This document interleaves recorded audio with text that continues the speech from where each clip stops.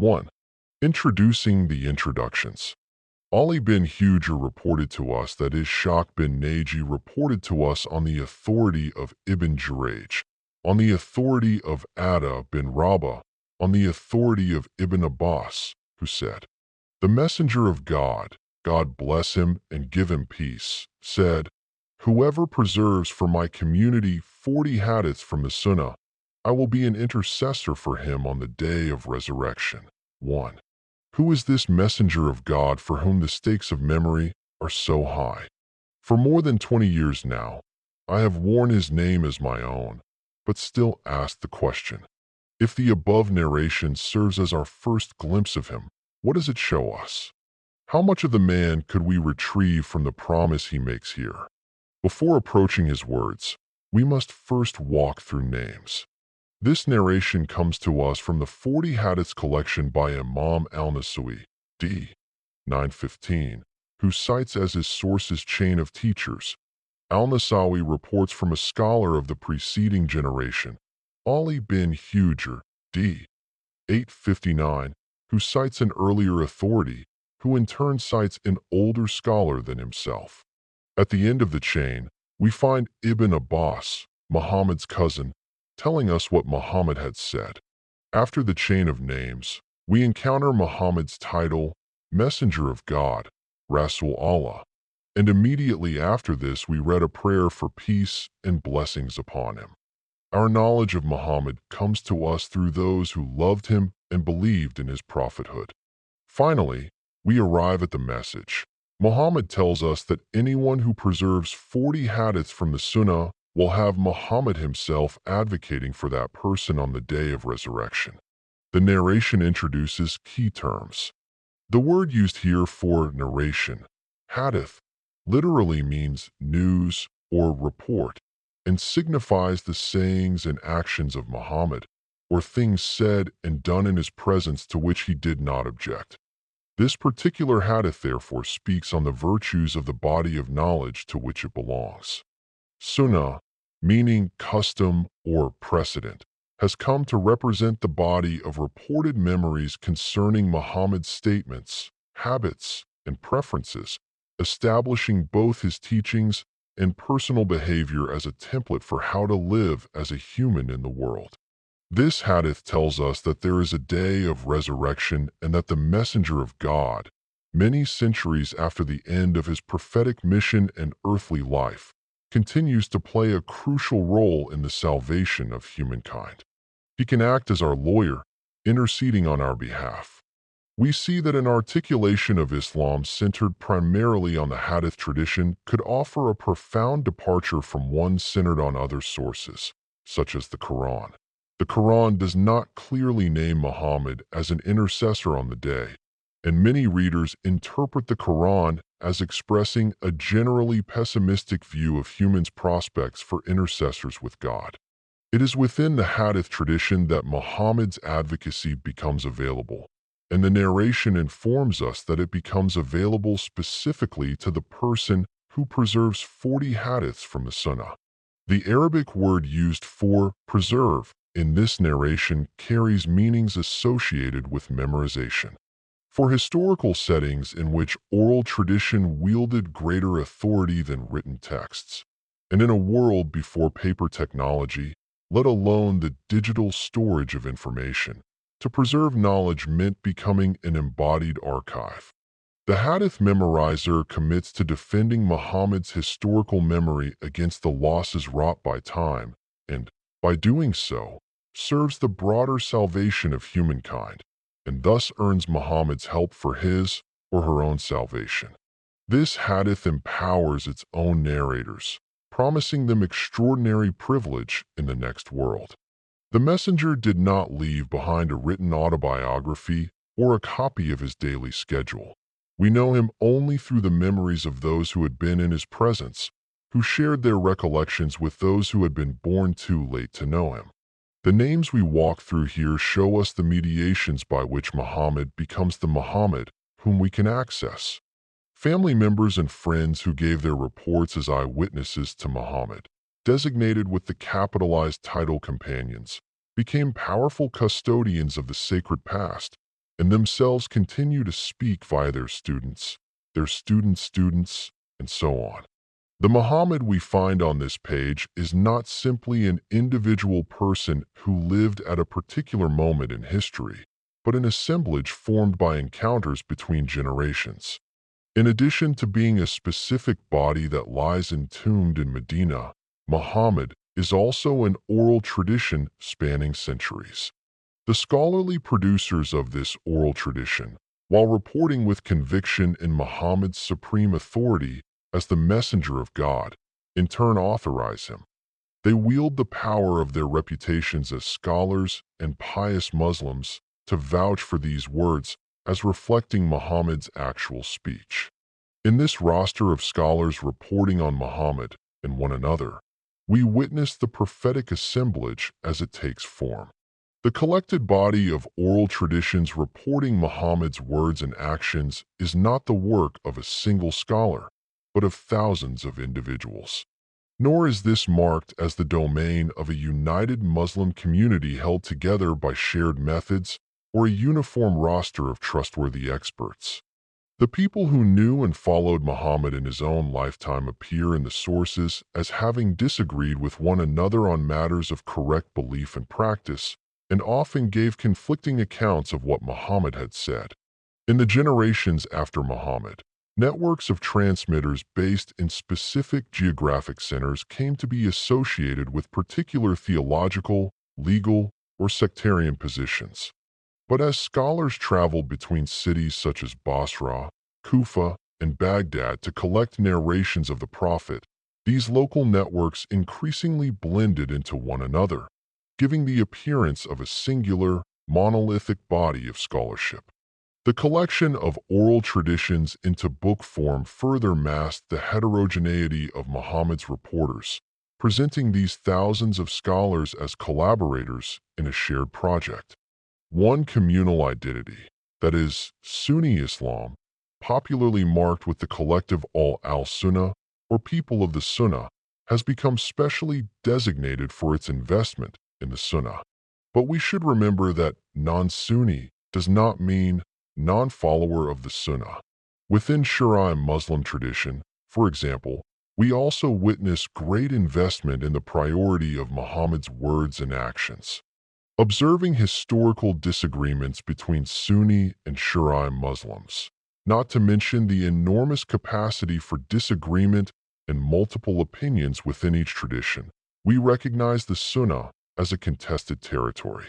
Not everyone agrees as to what it means, where it can be found, or how it should be lived out, but the vast majority of Muslims, including Sunnis and Shias alike, agree that it matters.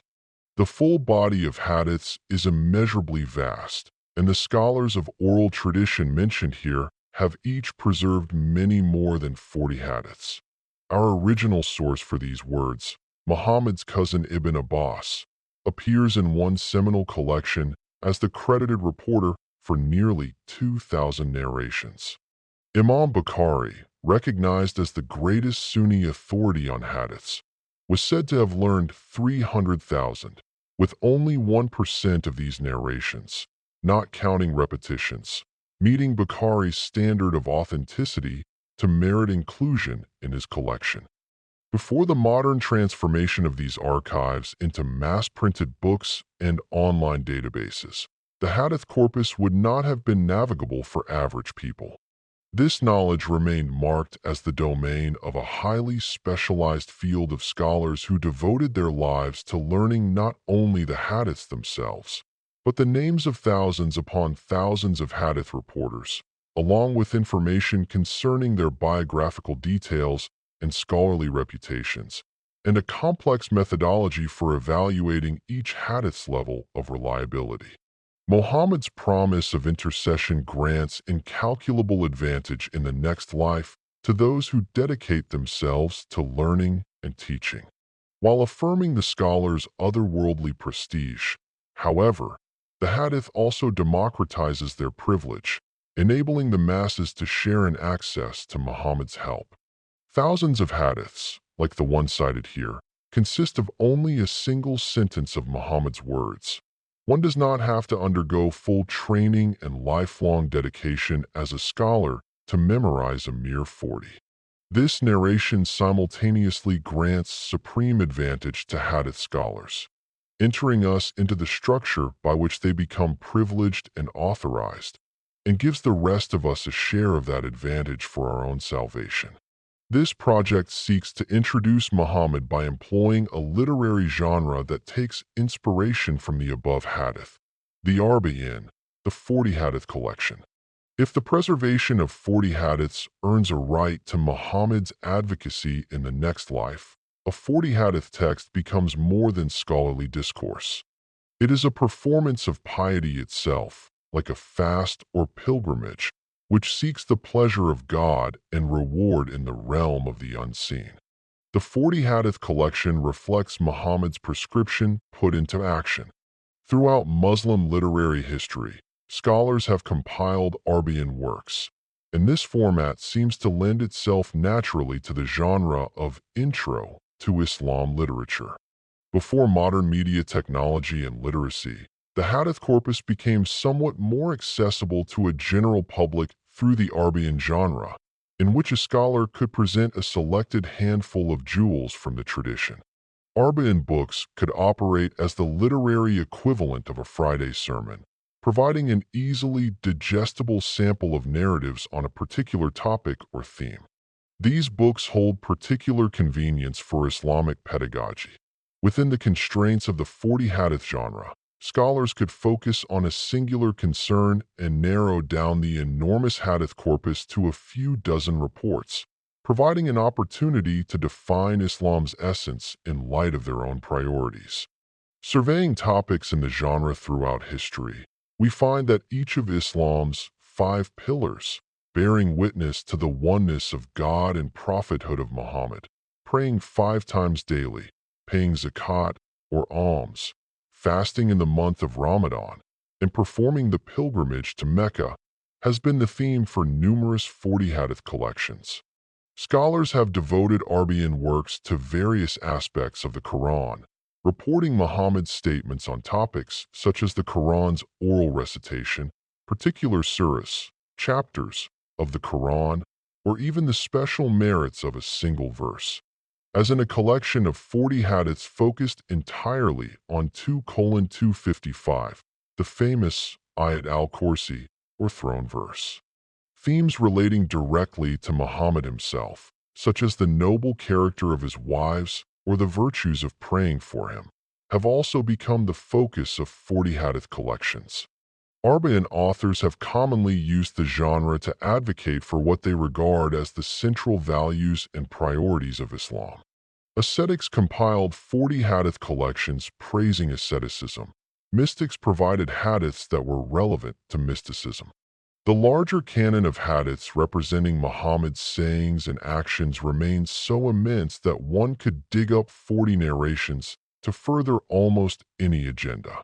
We find collections devoted to ethics, jurisprudence, marriage, mercy, justice, charity, martyrdom, manners, worship, medicine, signs of the end times, and the special virtues of locales such as Syria. As rulers gave patronage to favored scholars and commissioned books that furthered their interests, Arabian works addressed contemporary political issues and made calls for action. In the era of the Crusades, Sultan Nur al-Din Zangi commissioned the scholar Ibn Asakir, 1105 to 1176, to compile a 40 hadith collection on the merits and obligations of military jihad. 2 Scholars could also wield the Arabian genre as a powerful propaganda tool in sectarian debates. If Sunni and Shiite Muslims disagreed on a point such as the merits of early caliphs, an Arabian volume could provide evidence to settle the issue for one side or the other. Due to the importance of direct teacher-to-student transmission in classical hadith scholarship, producing an Arabian work also serves to showcase the compiler's pedigree of master teachers and superior lineage, offering a succinct but potent display of scholarly credentials. Shah Wali Allah Dahlawi, 1703 to 1762, for example, compiled an Arabian volume of hadiths that he had heard directly from his teacher, Abu Tahir al-Madani, which Abu Tahir had received through unbroken chains of transmission tracing directly to the Prophet's great-grandson Zayn al-Abidin, who had heard them from his father, Husayn, who had heard them from his father. Ali. 3 Drawing 40 hadiths from such a specific chain, and one with such prestigious transmitters as the descendants of the Prophet, serves to illustrate Shah Wali Allah's depth as a hadith scholar and his link to venerated figures of the sacred past. As scholars employed the medium to establish their own credentials, the 40 hadith genre even inspired a vanity subgenre, in which scholars showcase their mastery by compiling Arabian collections based on exceedingly restrictive criteria. In one of the more amazing examples, Ibn Asakir, who, in addition to his Arabian work on jihad, compiled 40 hadith collections on the Prophet's wives and the virtues of his companions, produced a collection in which each of his 40 hadiths came from a different teacher, hailing from a different town, transmitting the hadith from a different companion of the Prophet, addressing a different topic. Similarly, Sadr al-Din al-Bakri compiled a 40 hadith collection in which each hadith came from a different companion and addressed a different topic, with the added condition that each of his 40 hadiths must have been found in a distinct 40 hadith collection. 4 In another momentous endeavor, the modern Palestinian scholar Yusuf an-Nabhani, 1849 to 1932, compiled Al-Arabian, a meta-Arabian project in which he organized 1,600 hadiths into 40 unique 40 hadith collections on specific topics. Far and away the most famous 40 hadith collection belongs to the Syrian scholar al-Nawawi, 1233 to 1277. Instead of a collection that focused on a particular topic or issue, al-Nawawi endeavored to compile a more comprehensive work in which each hadith served as the foundation for a particular aspect of Islam. The assembled collection would serve as the ultimate introductory pamphlet to guide Muslim belief and practice. Al-Nawawi's 40 hadiths became widely circulated as an accessible primer for general audiences, its fame growing in modernity amid translation and mass printing to such a degree that if you say 40 hadiths today, Nawawi immediately comes to mind. For countless Muslims, al-Nawawi's collection provides a primer that boils down the immense tradition of Islam to a manageable core. If al-Nawawi intended to make each hadith stand as a foundation, his Arabian collection could conceivably provide the first step for 40 journeys. Each hadith would open a portal into many more hadiths, guiding one's way through the hadith corpus at large. The 40 hadith collection can thus become a collection of introductions. I thought about al-Nawawi and the 40 hadith genre while preparing to teach Islamic studies courses at Kenyon College in Gambier, Ohio.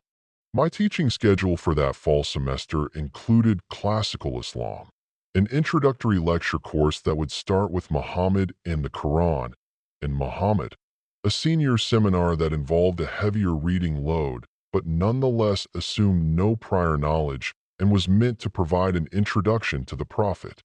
While reflecting on my priorities for these courses, especially my Muhammad seminar, I considered the theoretical problems of introducing Muhammad. Any introduction, purporting to give you the basics or main idea, must first decide where the basics or main idea is located. Because an introduction by definition faces limits of space and depth, it must decide what it can afford to leave out. It must neglect some materials and privilege others. For this reason, the introduction does not only introduce, but also produces and creates the artifact that it seeks to present. In establishing a center, it invents the thing that needs a proper introduction. To some extent, every introductory syllabus, reflecting the topic as creatively imagined by its designer, inevitably becomes a work of fiction. An introduction is especially challenging with a figure such as Muhammad, whose life and legacy undergo endless reimagination in Muslim traditions. There is more than one Muhammad to consider, which should become the center for an introduction. Muhammad the lawgiver and statesman, Muhammad the general and battlefield hero, Muhammad the prophet of monotheism, heir to biblical figures such as Moses and Jesus in what some would call Abrahamic tradition, Muhammad the visionary mystic who ascended into the heavens, Muhammad as an example of the perfect body or even a cosmic principle whose light pre-existed not only his physical form, but the world itself, Muhammad the husband, father, grandfather, friend, Muhammad the orphan. As Muslims engage Muhammad's life as a resource to answer questions in their own lives, some ideas about Muhammad become more immediately relevant than others. In the lives of Muhammad, Keisha Ali even anticipates Muslims' writing of the Prophet as a modern business executive. Can Muhammad be seen as a model CEO? Perhaps.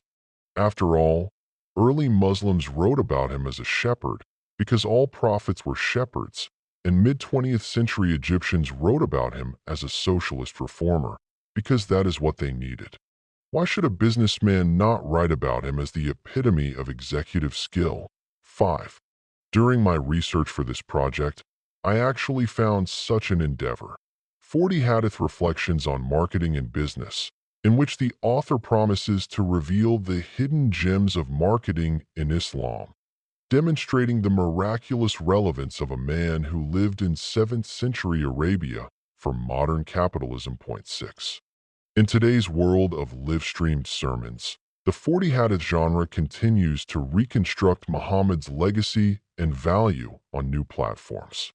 In the wake of Donald Trump's ascent to the presidency, for example, the popular Sheikh Omar Suleiman presented a series of lectures titled 40 Hadiths on Social Justice, offering resources from within the prophetic tradition for those working to enact change. One Muslim even compiled a 40 Hadiths on social media booklet, applying Muhammad's guidance to the challenges of modern communication via relevant hadiths, such as the excellence of a person's Islam is that he leaves what does not concern him, and the servant who conceals the faults of others in this world, Allah would conceal his faults on the day of resurrection. 7. Non-Muslims and Muslims responding to them often mold their image of Muhammad in relation to images of Islam that they encounter in contemporary media. That is, they define Muhammad in terms of violence, religious intolerance, radical politics, and reactionary patriarchy. As Keisha Ali's work points out, the modern biography of Muhammad, whether written by a critic or defender of the Prophet, consistently reports his life in such a way that gives priority to modern concerns. Whether one seeks to trace a direct line from Muhammad to the horrors of ISIS or to rescue him from Islamophobia networks, these conversations highlight the ways in which we create Muhammad with the questions we ask of him. Our questions are historically specific, informed by our own experience, and are not the same questions that would have been asked of Muhammad in a different age. When Martin Luther wrote about Muhammad, the concepts of a secular state, Western civilization, and feminism did not exist, so Luther never asked whether these things were compatible with Muhammad's worldview. Christians in 16th century Germany would not think to condemn Muhammad as patriarchal, homophobic, or anti-secular. While Muhammad's opponents today highlight his participation in slavery and concubinage, and Muhammad's defenders present him as a fierce opponent of racism and reformer of slavery, these attacks and defenses would not have been intelligible as such for many in the 19th century American South, though some pro-slavery American authors in the 19th century, aware of differences between Muslim and American slaving practices, cited Muslims as a positive example of slavery's historical diversity and potential to exist in a more benevolent form. Point 8. While American critics of Muhammad today often emphasize the age of his wife Aisha as a mark against him, others writing prior to the late 20th century barely noticed that Muhammad married a young girl, focusing instead on his practice of plural marriage. Even if the sources do not change, our changing values and attitudes transform what we find in them. Faced with the problem of introducing Muhammad to primarily non-Muslim students as I design my syllabus, I wish that they could get 40 introductions, each offering a distinct way of looking at Muhammad for the first time. If every introduction must leave things out, perhaps 40 introductions could reduce our loss. At one point, I imagined how we might introduce Muhammad with one hadith per unit over the course of a 40-week semester.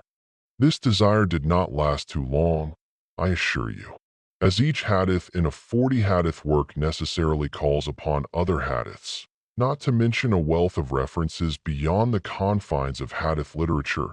An Arba'in collection designed for an intro to Muhammad syllabus could both provide a series of snapshots of Islamic tradition and invite further investigation. But are we looking here at Islamic tradition or at Muhammad himself? The hadith at the start of this chapter provokes a conversation about hadith's authenticity and the question of whether sifting through these thousands of narrations can reliably give us the historical Muhammad.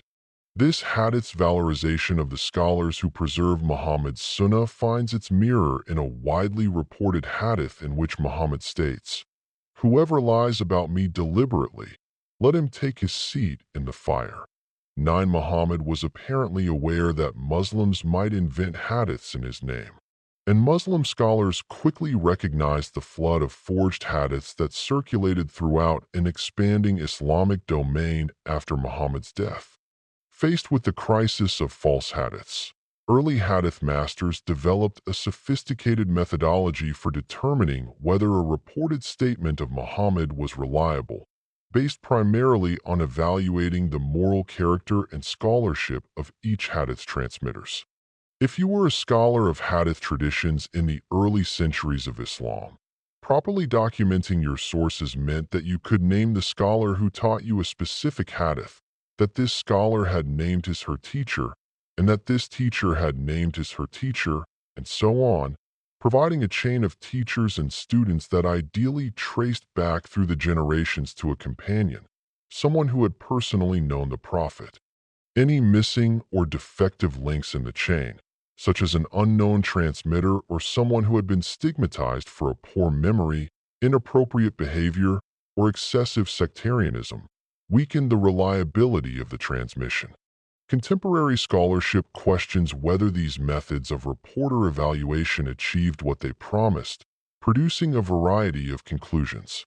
From a skeptical point of view, Muhammad's reported statement, "Whoever lies about me deliberately, let him take his seat in the fire," would itself be most likely a lie, reflecting not a genuine warning from the Prophet, but rather the anxieties of later Muslims after hadith fabrication was already widespread.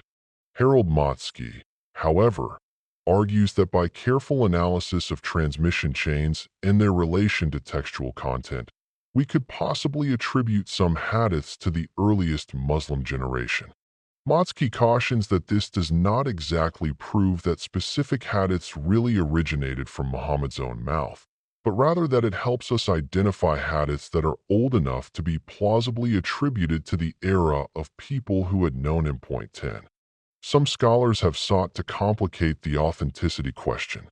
While Halleck treats contemporary challenges to hadith authenticity as a pseudo-problem, arguing that pre-modern hadith masters were not caught up in the zero-sum game over authenticity that compels modern skeptics and apologists alike. 11. Denise Spellberg and Asma Saeed, suspending the authenticity question, have instead focused on the representation of women in hadith sources to ask new questions about gender in the tradition. 12.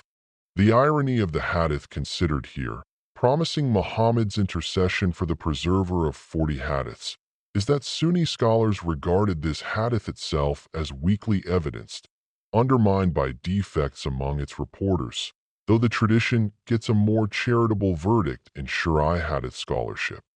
Critics denounced Ishaq bin Naji, one of the transmitters for this particular version, as a fabricator of hadiths.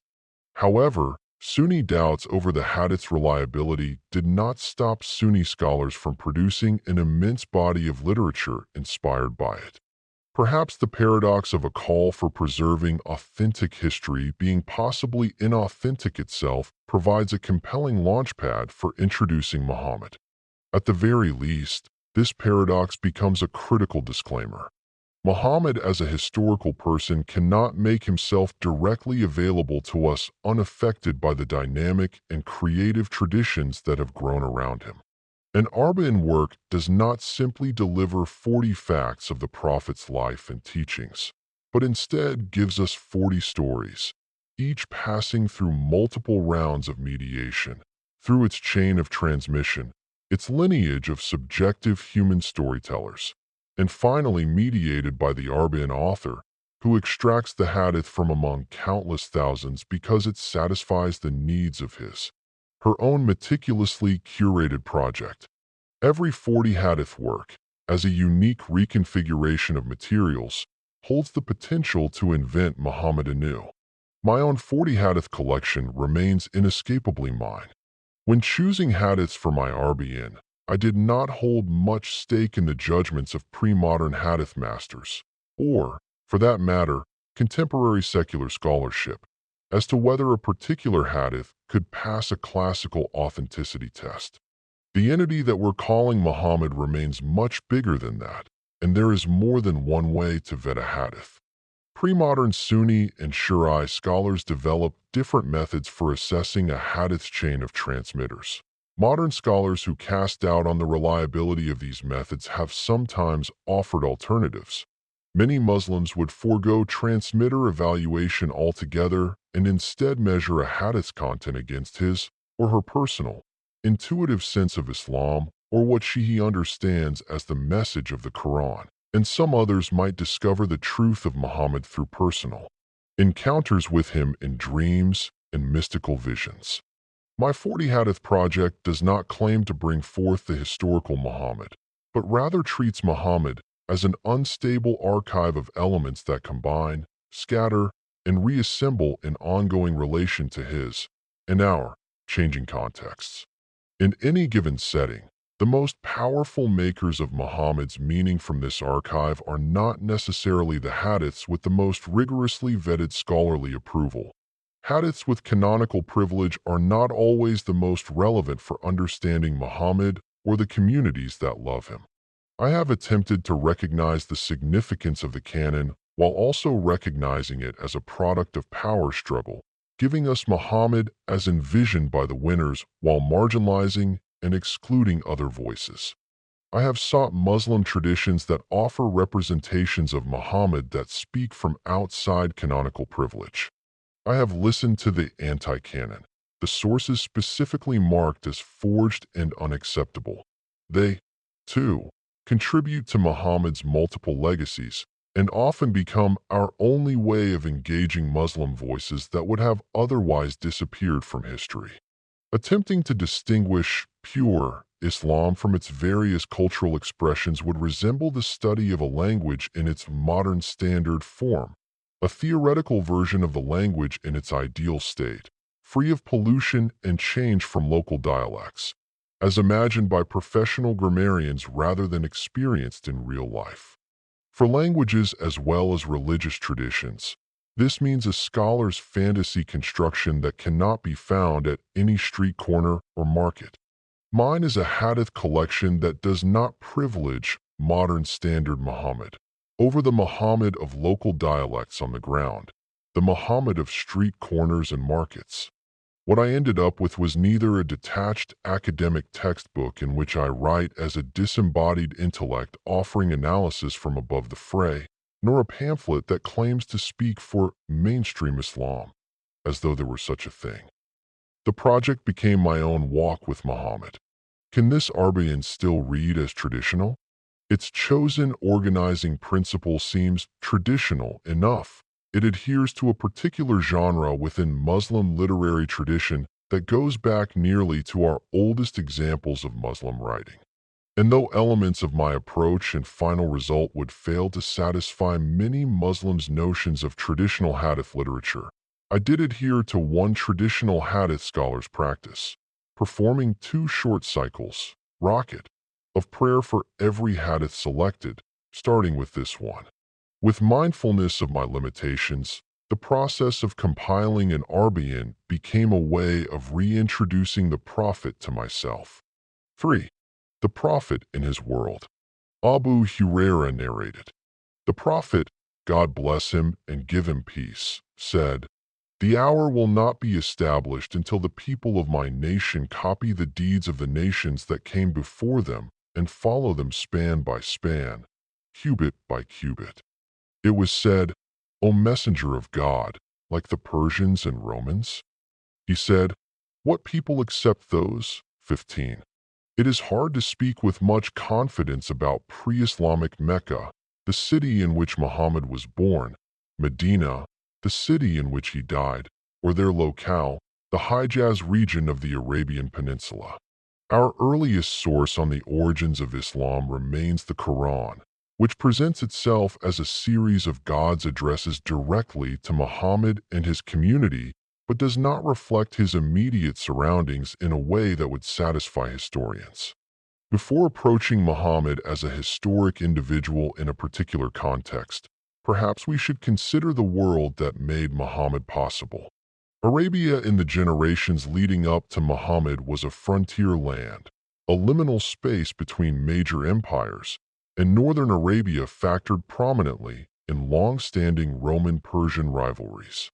Though the Hijaz region was too uninviting to allow full conquest or attract sustained imperial interest, it was never so isolated that it could remain unaffected by these empires and their economic, military, or theological trajectories.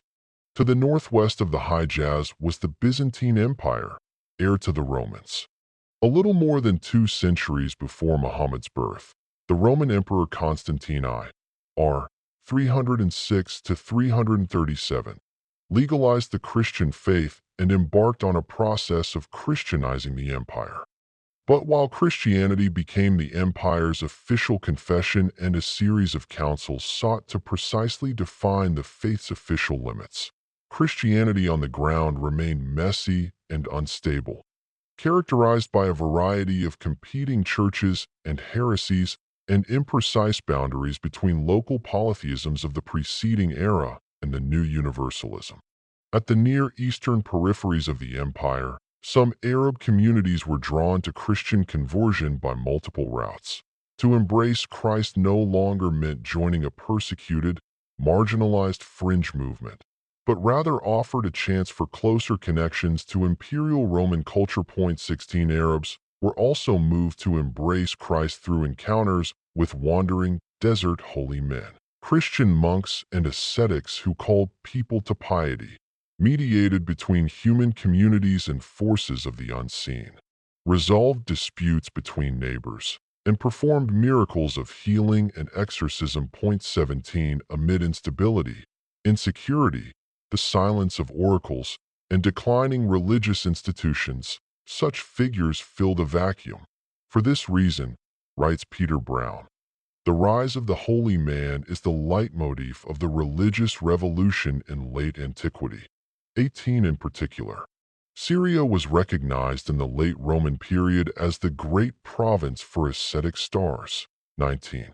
To the northeast of the Hijaz, analogous to modern Iran and Iraq, was the Sasanian or Neo-Persian Empire, the Byzantines' rival across centuries of Roman-Persian war. Like the Byzantines, the Sasanians anchored their power in an official commitment of faith. They sponsored Zoroastrian teachings and practices and sought to establish the image of a united empire characterized by uniformity of belief and ritual. Though, as with the Byzantines, this promotion of an official imperial faith could not fully suppress or control the considerable diversity among its ruled peoples.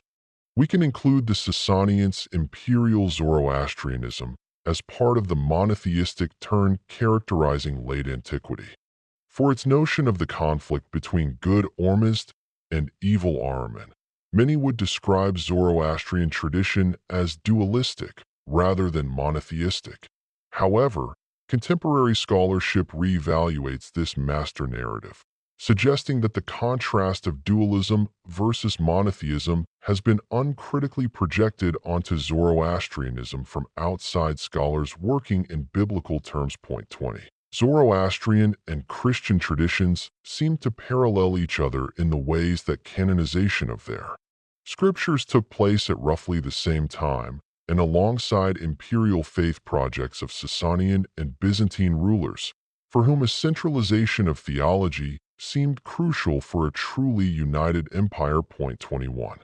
To the south of the Hijaz, we find a third confessional empire, Aksum, which corresponds roughly to modern Ethiopia and Eritrea, and at times claimed a range of territory, including portions of modern Sudan, Djibouti, and Somalia, as well as the southern Arabian Peninsula with a colonial presence in what is now Yemen.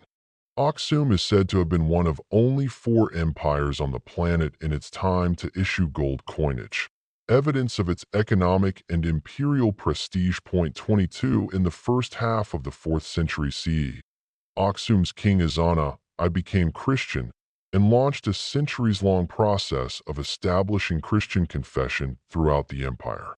Roughly contemporary to the Christianization of Aksum, and perhaps in response to it, ruling elites in the rival kingdom of Himyar, in present Yemen, gravitated toward Jewish conversion.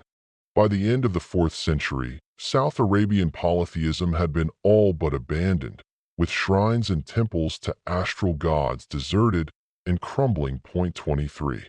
Monotheisms encountered each other as they traveled along trade routes.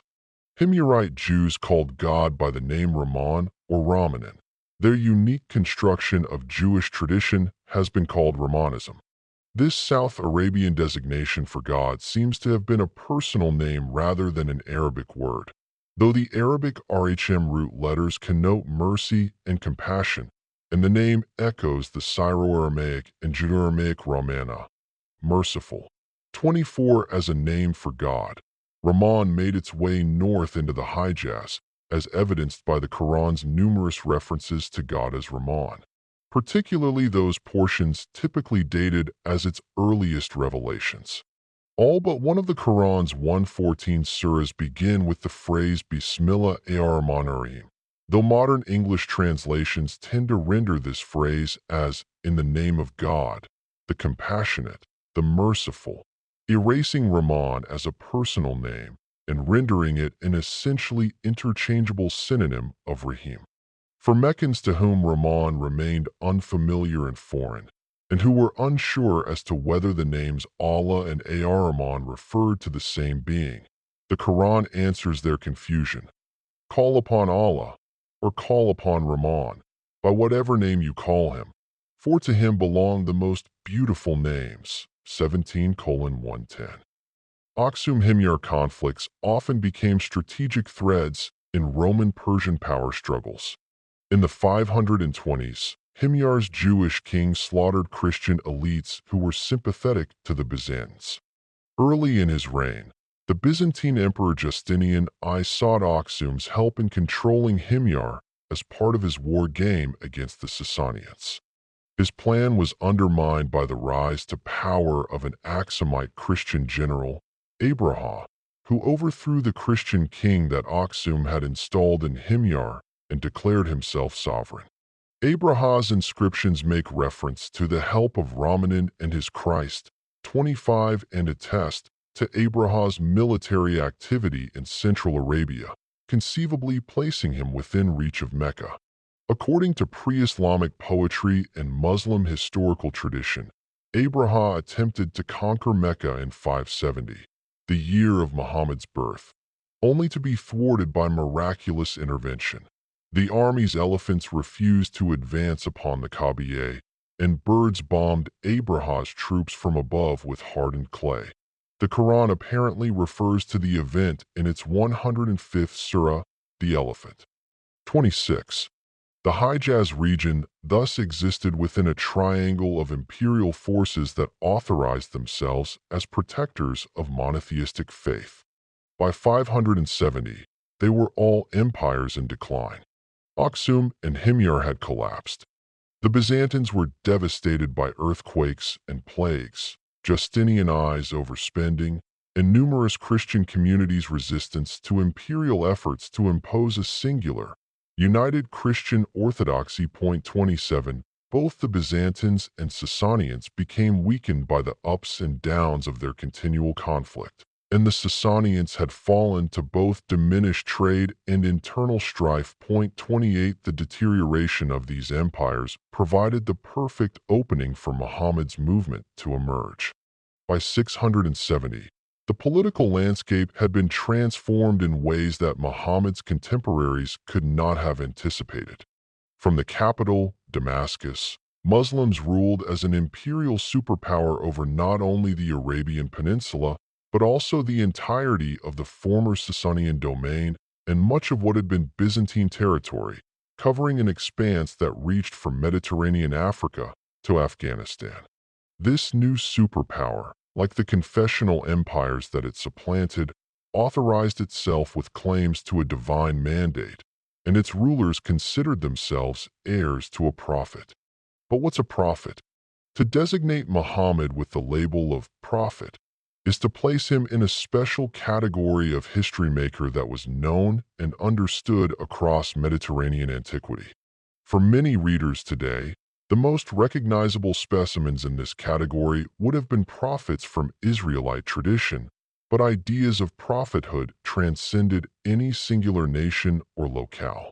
Insofar as we could think of anything in Mediterranean antiquity as global, prophethood reflected a globally recognized mode of knowledge. Egyptians, Greeks, Romans, Babylonians, Persians, and monotheists and polytheists alike accepted that unseen beings could communicate with humankind through specially selected human messengers. The Sasanian kings represented themselves as defenders and preservers of the teachings of Zoroaster, a human who received privileged knowledge from the unseen. The Sasanian Empire also hosted the rise of the prophet Mani, who preached what he regarded as a universal message that fulfilled the teachings of previous masters, such as Jesus. According to statements attributed to Muhammad in canonical sources, the prophets preceding Muhammad numbered as high as 125,000. The considerable intersection and exchange between societies in the ancient world also meant that local notions of prophethood developed in conversation with other cultures. Prophetic figures in what are now Syria and Iraq, for example, were the products of flows between broader Hellenic and Persian imperial and economic domains. When Muhammad identified himself as a prophet, it seems that no one had to ask him, "What's a prophet?" The category awaited him. Our earliest biographical sources on Muhammad repeat tropes of prophethood familiar in Mediterranean antiquity, his birth and childhood being distinguished by numerous extraordinary events and learned sages' predictions of his future greatness, the bodily signs that marked a divinely ordained status on his flesh, his mediation between humankind and the realm of the unseen, his reception of divinely revealed scripture and law, his smashing of idols and revival of monotheism, his apocalyptically tinged critiques of a decadent society, calls to renewed morality, and warnings of divine wrath and impending doom, his ascension into the heavens to encounter angels, past prophets, and even God, his linkage to a primordial way of life associated with Abraham, his initial rejection and persecution by the powerful members of his society, followed by triumph over his enemies, his compassion for orphans, slaves, and other disenfranchised members of his community, and his performance of miracles, such as the splitting of the moon or the causing of dried-up wells to overflow. His biography fulfilled a template of what people expected to see in prophetic lives and presents him as the culmination of prophetic history. In enumerating the ways in which Muhammad's biography can plug into popular motifs of prophets and holy men, my concern isn't to establish whether such details really happened or instead to reflect embellishments by later mythmakers. Rather, It is to consider ways in which the historical setting of 7th century Arabia enabled prophet as a thinkable possibility. The prophet, or holy man, mediating between seen and unseen worlds, was a recognized vehicle of change. As Muhammad struggled to transform his society, he did so with terms and concepts that were already comprehensible to both his community and himself. And while Muhammad's movement achieved an enormous historical impact on the world, it also emerged naturally from the connections and collisions of various forces and flows around him. Having zoomed out our lens to look at the world around Muhammad, what happens when we zoom in to focus on the Hijaz? Scholars on Muhammad face the opposite challenge that Jesus scholars face. Whereas Francois de Blois describes Jesus as a biographically intangible figure located in a very well-documented historical milieu, Muhammad is in contrast a biographically at least plausible figure located in a historical vacuum. 29. It's hard to say anything about Muhammad's setting with confidence. As in the case of Muhammad's biography, the problem with making definitive fact claims on pre-Islamic Mecca and Medina is that our sources are almost entirely post-Islamic.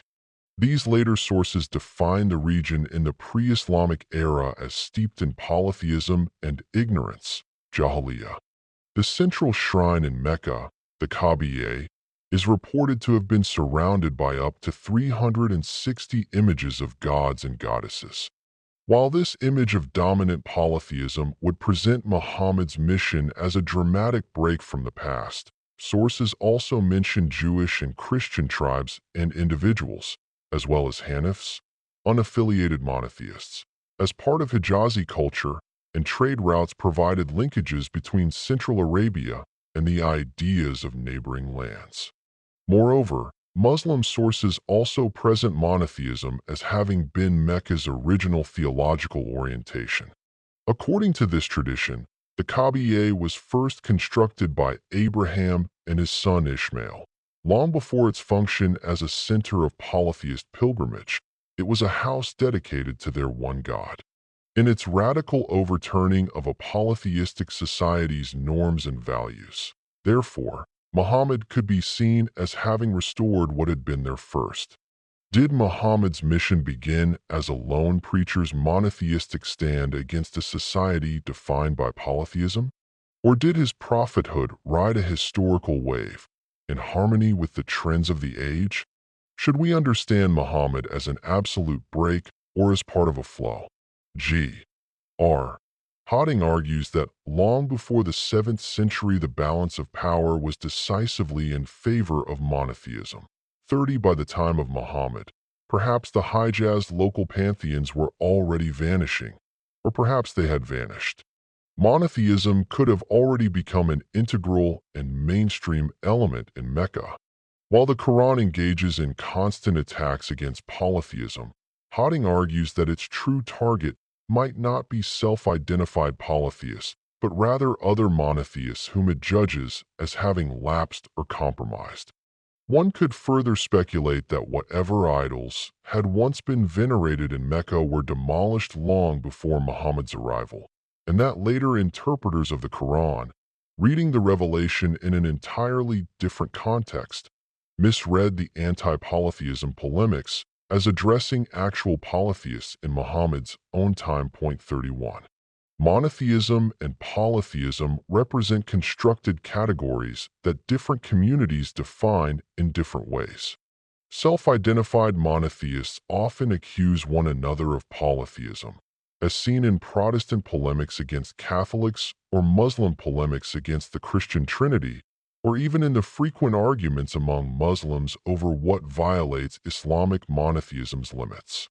For Hotting, the fact that Meccan polytheists regarded the characters of Al-Lat, Al-Uzza, and Manat as angels and or God's daughters suggests that they maintained their own sense of monotheism, even if this meant a particular monotheism that the Quran rejects as inadequate. Whether or not Hotting's argument proves satisfying, his project of reconsidering the history of pre-Islamic Mecca points to the poverty of our sources and the degree to which claims on the Jahiliyyah period remain speculative. Hotting describes the problem by imagining how scholars could study early Judaism if they only had access to Christian sources. 32 Some extreme revisionists went so far as to deny that Muhammad ever existed. Though they later dialed back their claims, Muhammad's biography remains frustrating for historians, and contemporary scholarly debate as to what our sources can tell us continues. The claim that there was never a Muhammad at all no longer receives serious consideration. We recognize that there was a person known as Muhammad, that there was some sort of monotheist revival/reform movement associated with him, and that the text of the Quran took its recognizable shape in the generation of people who would have personally known him at the latest. But the Quran does not give us anything close to a substantive account of the setting in which it appeared, let alone a biography of Muhammad. The rigorous hadith masters of the 9th century memorized many thousands of narrations about Muhammad, but were more interested in engaging the details of his life to make judgments about correct belief, worship, and law than in producing a coherent cradle-to-grave narrative of his life. And again, we face the problem of whether the hadith master's science of distinguishing reliable from fabricated hadiths delivered on its promise. When it comes to Muhammad, we might lose hope of answering our question, who was the person, but still ask, what was the event? None of this requires that we deny Muhammad as an exceptional human being or insist that individuals cannot have the agency to change history, but only that we consider the Muhammad event as more complex than a founder model of religion or a patriarchal great man model of writing history would often allow. Even if we were to surrender our claims of access to Muhammad as a historically recoverable life, we could glean something about his movement by looking at the world in which this Muhammad event came simultaneously as a rupture and a continuity in organic harmony with its world. My students often express amazement that Muhammad's movement emerged from out of nowhere to become the world's dominant civilization in a matter of a few decades. Yes, the out-of-nowhere dimension is genuinely amazing. In a minor trading town beyond the outer reaches of vast empires, a monotheist revival movement took shape that would come to rule much of the known world within an inconceivably short period. Without denying the spectacular rise of Islam, however, we can also consider the Muhammad event as fitting naturally within its time and place, whether this amounts to a sequence of historical accidents or the fulfillment of divine plan. 4. The Hadith of Gabriel. Umar narrated, while we were sitting with the messenger of God, God bless him and give him peace, one day, a man came to us in extremely white clothes and with extremely black hair. No traces of travel were seen on him, and none of us knew him. He sat in front of the Prophet, God bless him and give him peace, then touched his knees to his knees and put his palms on his thighs, and he said, O Muhammad, report to me on surrender. The messenger of God, God bless him and give him peace, said, surrender is that you testify that there is no God but God and Muhammad is his messenger, that you stand for prayer, that you pay zakat, that you fast in Ramadan, and that you perform Hajj to the house, if you are able. The man said, you have spoken the truth. We were astonished at his asking him and pronouncing him truthful. Then he said, report to me about faith. Muhammad said, that you believe in God, his angels, his books, his messengers, and in the last day, and in predestination, both in its good and its evil. The man said, you have spoken the truth. Then report to me on beauty. Muhammad said, that you should serve or worship God as though you can see him, for you cannot see him, but he can see you. He said, report to me about the hour. Muhammad said, the question does not know more than the questioner. He said, report to me about its signs.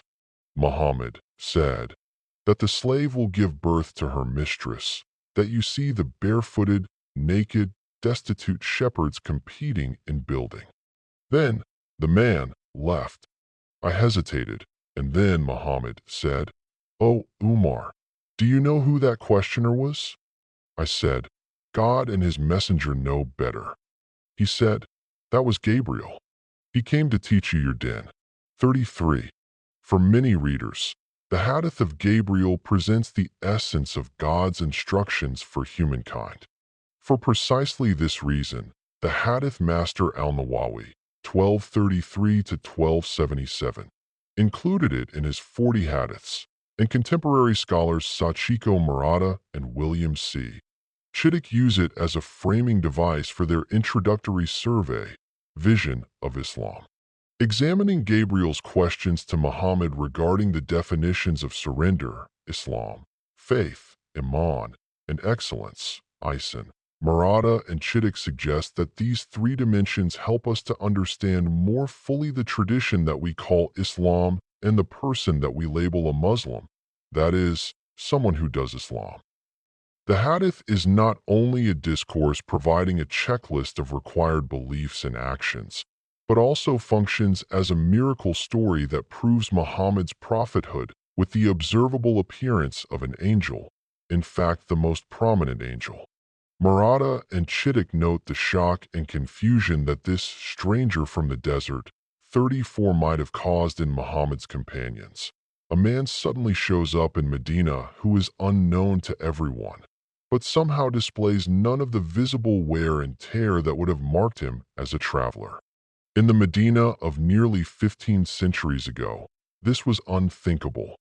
The mysterious man also seems noteworthy for the extreme contrast of his dark hair and white garments.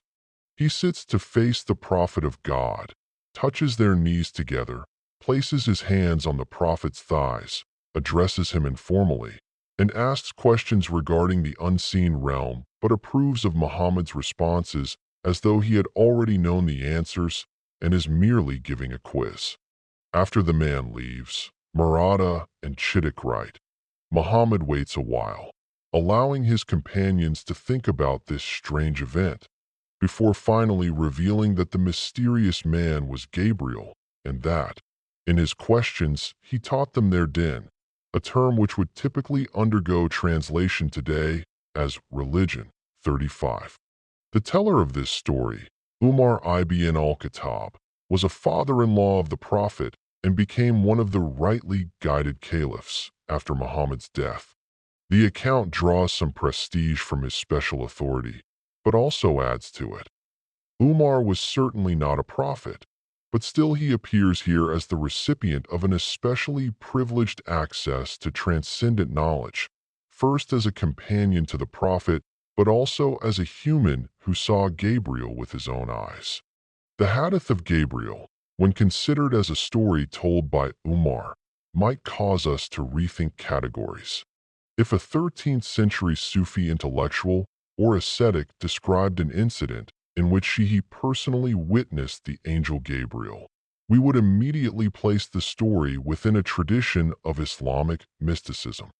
We're less likely to think of Umar, hardy war hero, caliphal statesman, and righteous legislator, as someone who belongs in a conversation about mysticism. But, according to this narration, he saw some things that people don't normally see. Umar's narration can also say something to the founder model with which we often approach religious traditions. Today, we tend to take for granted that there is a thing called Islam, and that we can locate this Islam in the category of religions, specifically a special class that we have termed world religions. We also tend to think of religions as usually having founders, and thus name Muhammad as the founder of Islam. From a perspective that holds Muhammad as having been a genuine prophet, however, Muhammad was not Islam's founder. He only transmitted to humankind what he had received from the creator of the universe. Moreover, Muhammad's religion was not something unique to him, but rather was the religion of all prophets, including the biblical prophets such as Jesus, Moses, Abraham, and even the first human, Adam. The founder model can meet challenge here in another sense, as we note that the hadith of Gabriel does not technically come to us from Muhammad. Umar, speaking as an eyewitness, provides our window to the event. The founding of Islam. If we want to think of Islam as having been founded at a particular moment in history, did not occur as one gifted individual feeding meaning to a passive audience and single-handedly delivering an intact system. Rather, we can conceptualize the emergence of Islam as a collaborative process, starting with members of a community who witnessed Muhammad's prophetic experience and entered into its assemblage as active participants by telling their stories to later generations.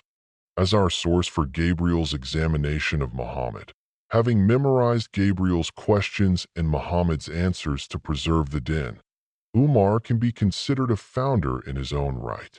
Even beyond Umar, we could recognize the thousands of hadith transmitters as founders for their preservation and active production of prophetic memory.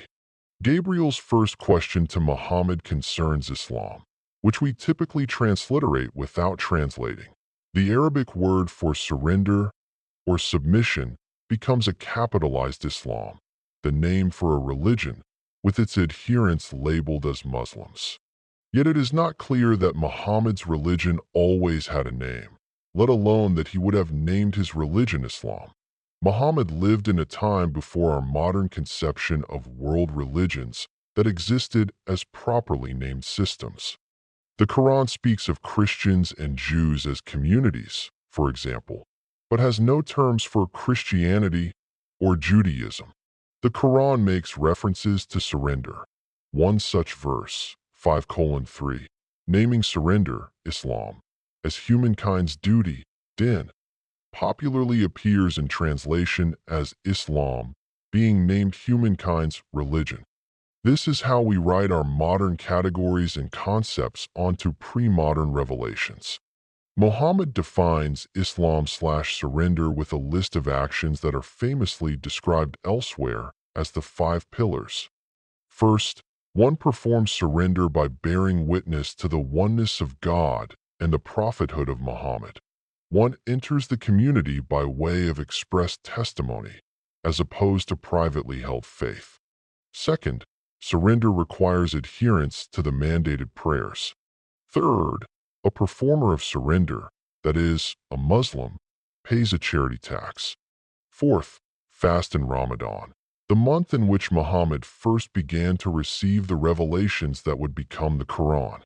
Finally, surrender means performing the pilgrimage to God's house in Mecca. These 5 items represent the Islam quarter of the din that Gabriel had come to teach. Gabriel categorizes the rest of the din with other labels.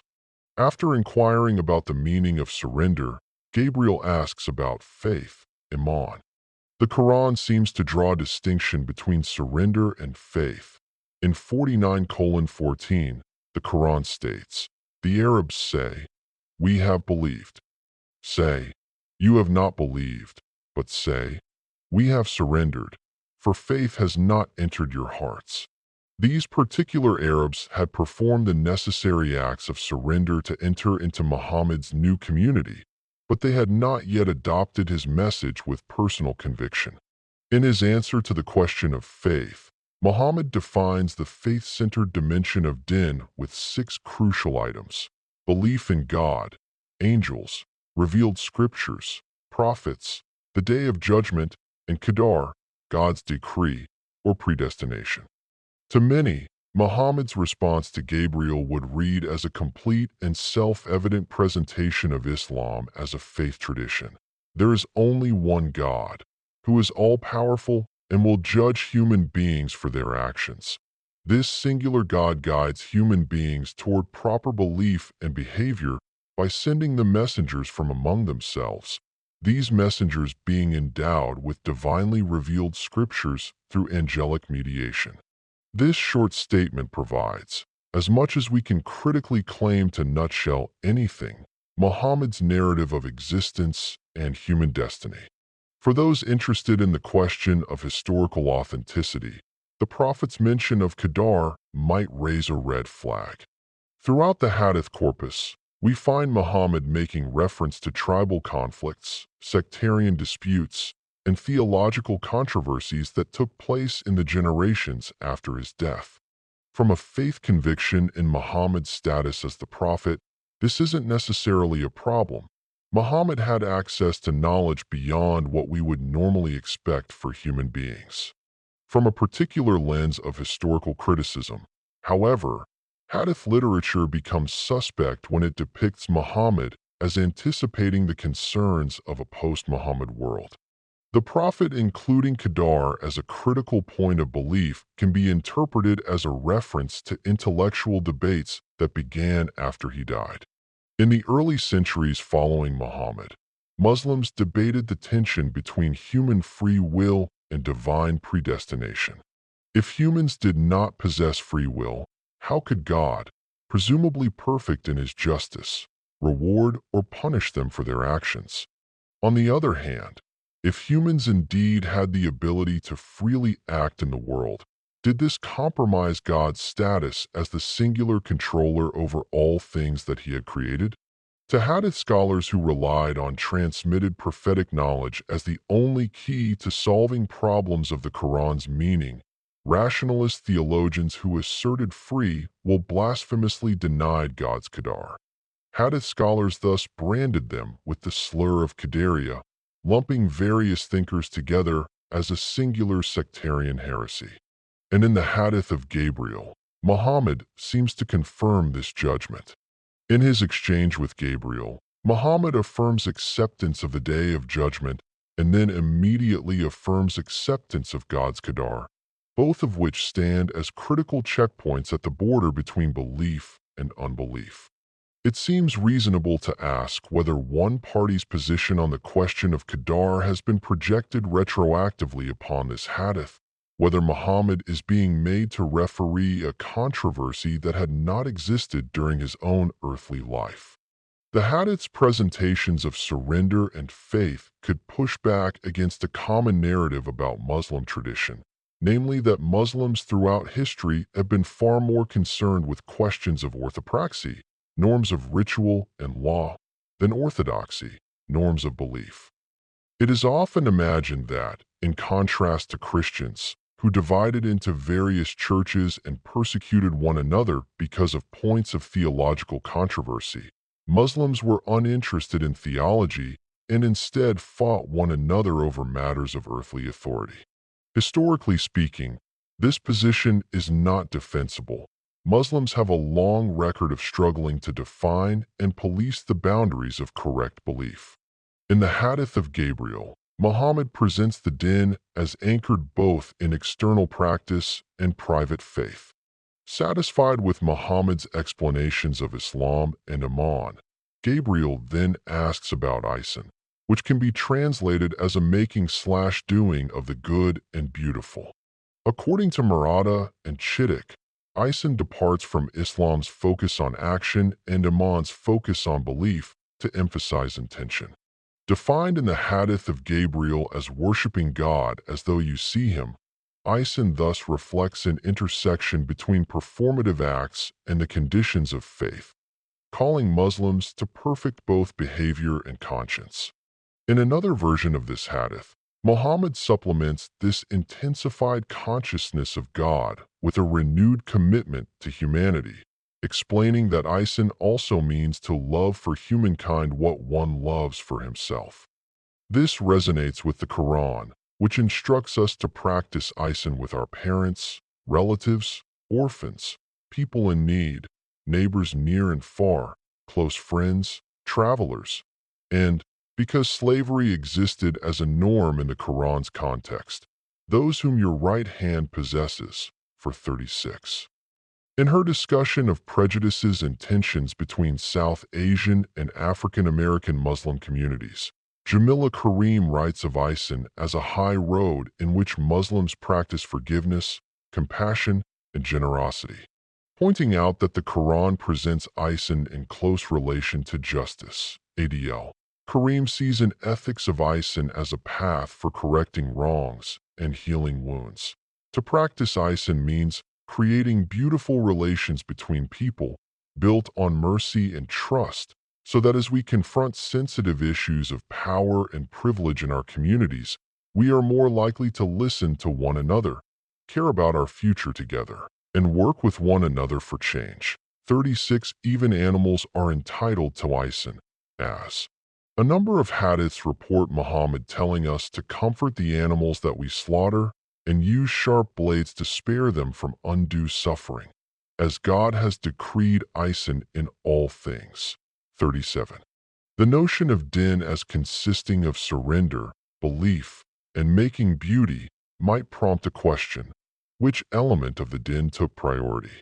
Does the fact that Gabriel asks first about Islam, at least in the most popular version, mean that Islam is the most important, perhaps a prerequisite for the other two? Comparing mentions of faith and surrender in the Quran, Fred Donner argues for a prioritization of belief, and thus refers to the first members of Muhammad's movement as believers rather than submitters. Could this construct have been named Iman instead of Islam? Probing the story's structure for its inner meanings, Muslim intellectuals such as the 13th century mystic Aziz ibn Muhammad Nasafi detect an ascending hierarchy in the order of terms. With each question, according to Nasafi, Gabriel raises the stakes. Gabriel first asks Muhammad about surrender, which means fulfilling a set of required acts that could conceivably be performed without sincerity or much thought.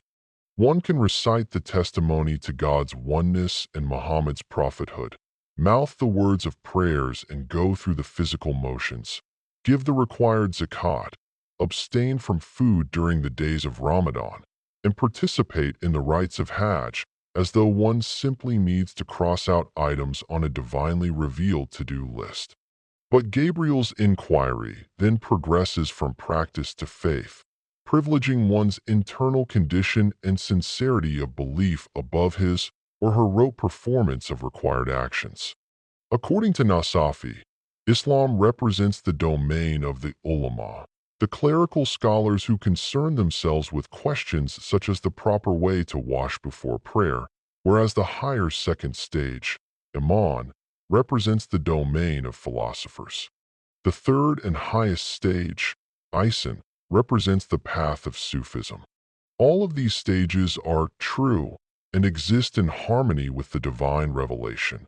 But as one moves along the upward trajectory from Islam to Ison, one departs from the scholar's madrasa to the Gnostic's Kanaka, the Sufi lodge. For Nasafi, this marks a graduation from lower to higher states. 38 in their minings of the Hadith of Gabriel for its secret jewels. Sufis privilege their own pursuits as the highest level of the din that Gabriel taught, while preserving the practice-centered knowledges and institutions that keep the rest of Muslim society running. After Muhammad's explanation of Ison, Gabriel asks him about the hour. Especially when one reads what are regarded as the earliest revealed portions of the Quran, the urgency of the hour is a dominant theme. You are doing wrong. The early surahs tell us in no uncertain terms, and you need to fix yourselves because God can bring this whole world down at literally any moment. The Quran's apocalyptic motifs help to situate its revelation within the broader religious landscape of Mediterranean antiquity, in which numerous communities appear to have been interested in a conclusion to worldly time. Narratives of imminent disaster, the arrival of an awaited Redeemer, upheavals of the present world order, and an ultimate last judgment had grown particularly significant among marginalized groups in the Byzantine Near East, such as heretical churches that fell under imperial persecution. Apocalyptic ideas also flourished among Zoroastrian communities. Modern scholarship sometimes paints an image of the first Muslims as an apocalyptic movement driven by an idea that the hour was coming soon, which might explain why the community seems to have been unprepared for Muhammad to die before the end of history. 39. While Muhammad lived in an age characterized by apocalypticism, the specific discussion of end times in this hadith did not necessarily come from Muhammad himself. and could have been a later attribution. Regarding the exact time of the hour's arrival, Muhammad confesses to Gabriel the human limits of his knowledge, but instead offers signs that can reveal when the hour approaches. The slave gives birth to her mistress, while the poor and the shepherds compete with each other in building. As with other apocalyptic texts, such as the Christian Bible's Book of Revelation, the signs remain sufficiently vague that a reader in virtually any time or place could read them as referring to her own context. And like the Book of Revelation, this textual artifact seems to refer to events in its own present, which possibly means an era after Muhammad's death. The slave giving birth to her mistress could reflect the anxieties of Arab Muslim elites as a small ruling minority in a vast and overwhelmingly non-Arab empire. Just as Christian faith confession had offered some pre-Islamic Arab communities new access to Byzantine imperial culture, numerous non-Arabs under Arab rule found routes to enhance social mobility via Muslim conversion. Meanwhile, elite Arab Muslim men were fathering children with their non-Arab wives and slaves. Just a century after the passing of Muhammad, Patricia Crone writes, "The Arabs were no longer the people that their grandfathers had been, and Islam was becoming everyone's property." 40. The shepherd's competition in building can also reflect a transformation that would have been unthinkable to the earliest Muslims. Barely a century separates the nomadic tribes, small towns, and caravan raiders of Muhammad's community from the establishment of Baghdad as a virtual capital of the known world. To those who lived to see both the traces of a fading era and signs of the coming golden age, these sweeping changes could have seemed apocalyptic in scale. Following their short exchange, Muhammad's mysterious interviewer leaves, after which Muhammad identifies him as Gabriel and reveals that he had come to teach the people their din. Again, the mention of din provokes a critical pause. In English translations of the sacred sources, din typically becomes religion, as though an English word of considerable instability, even within its own specific history, can comfortably line up to a word found in 7th century Arabic. It's not exactly unreasonable to translate din as religion, but we should at least do so with awareness that religion as we know it isn't a universal concept that has existed in the same way in all times and places. References to Islam, Iman, and Isin all become points at which we might carelessly turn the hadith of Gabriel into a mirror that only reflects back to us our own world and its dominant regime of sense. The three dimensions of Islam, Iman, and Isin can also complicate the question of how religious we consider ourselves. In my life as a Muslim, I move along multiple spectrums. Depending on the mode of measurement, I might think of myself as more or less religious than I would at other times. I do not always think of my personal connection to Islam in terms of faith. Being Muslim relates to lots of things beyond the question of whether I bear witness to a number of truth claims. On the other hand, when someone asks me if I am a practicing Muslim, I don't always know how to answer. Yes, I do things that I regard as Muslim things. Are these the practices that my inquirer had in mind? My Iman, Islam, and Isin are like dials that can each be turned up and down without necessary or consistent relation to the others. There are times at which I become more involved with embodied acts of surrender and increase my participation in Muslim communities, but do not hold the same intellectual commitments that would qualify me as an orthodox Muslim in any given space. As a young convert drawing lines between his Christian past and Muslim future, I valued correctness of faith over everything. More than 2 decades later, I don't consistently maintain that investment. Can someone surrender without believing? I have known atheists who continued to attend congregational prayers at their mosques and maintained the fast in Ramadan. They drew profound benefits from their acts of Islam, but claimed no supernaturalist iman whatsoever. Conversely, not every believer adheres to the disciplines of surrender. I could, on occasion, approach an internal condition of belief closer to what most Muslims regard as theological orthodoxy, but not necessarily find this change represented in my embodied actions. And sometimes, I engage traditions of Islamic ethics and etiquette for a sense of Ihsan, the project of becoming human. As a third dimension of the din, Ihsan means that our religion is not composed entirely of things that everyone could immediately and intuitively recognize as religious. The din consists not only of faith conviction and ritual, but also a way of being in the world. If we understand kindness, generosity, and humility as no less definitively crucial to our capitalized Islam than theological questions or the correct motions of prayer, then Ihsan can preserve a space as palpably Islamic, even when no one in the room believes or prays. 9. Muhammad the orphan. Psalm narrated. The messenger of God, God bless him and give him peace, said, I am the one who looks after an orphan and provides for him will be like this in paradise, showing his index and middle fingers together. 57. This hadith, appearing in Bukhari's section on manners and personal refinement, adab, is one of many in which Muhammad speaks on the treatment of orphans. We can think of these hadiths within a larger domain of Islamic ethics and Muhammad's instructions for being a decent human, particularly his concern for those less powerful ones whose rights and property are the most vulnerable. In another hadith, Muhammad names orphans and women together as the two weak ones whose rights must be protected. A second way of reading these hadiths invites reflection on Muhammad's own experience. With so many ways of envisioning Muhammad, prophet, ascetic, mystic, divinely guided warner to humankind and mercy to the worlds, statesman, jurist, general, husband, father, grandfather, teacher of ethics and model for the perfection of noble character. We might forget Muhammad the child, the prophet before he was officially a prophet. What can we say of Muhammad the child?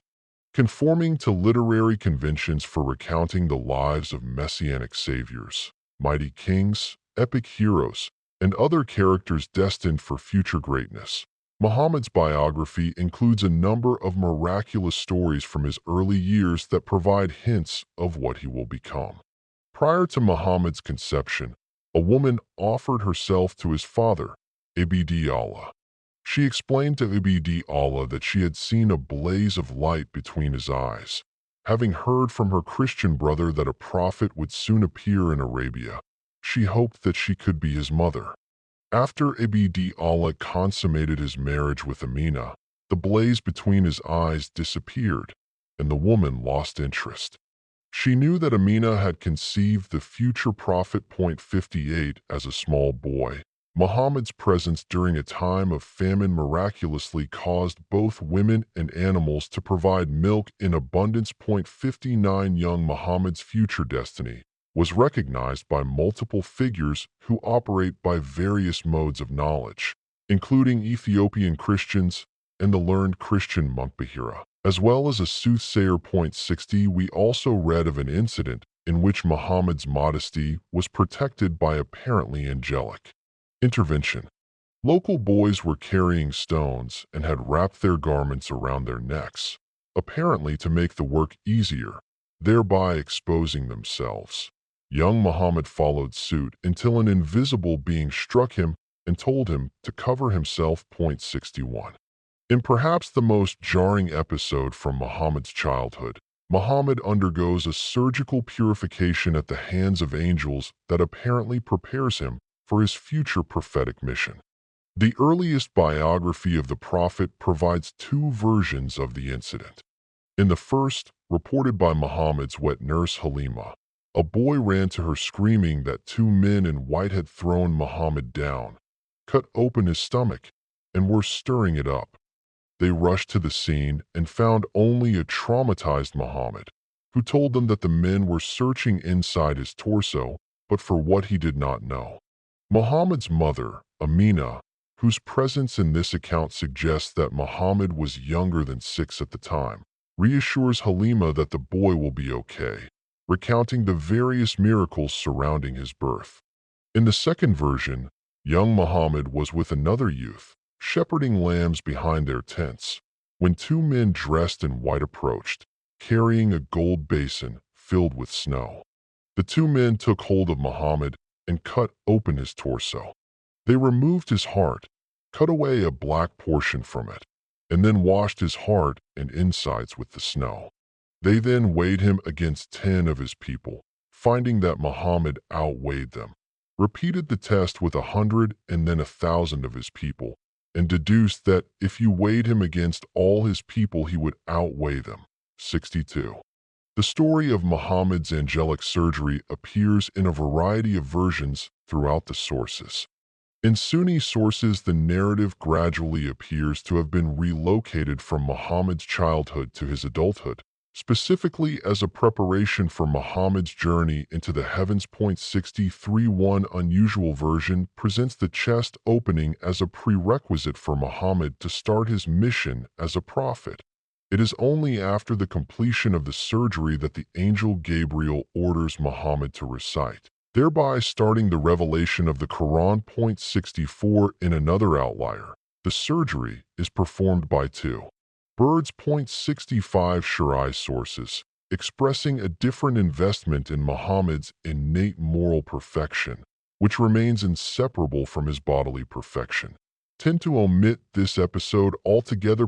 66. The prime narrator for the incident in canonical hadith collections, Anas, was too young to have been present. He instead authorizes his account by telling us that he remembers the traces of stitching on Muhammad's chest. In terms of historical veracity, the problem of our sources concerning Muhammad becomes magnified when we look at the 40 years of his life prior to prophethood, when he was not yet someone whose biographical details would receive heightened attention. An important detail of his childhood, however, seems to bear some historical support. He was an orphan.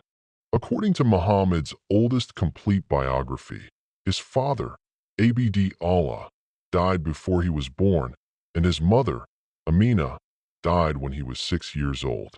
Muhammad was taken in by his paternal grandfather, Abd al-Muttalib, who died after only 2 years. Muhammad was then cared for by his paternal uncle, Abu Talib.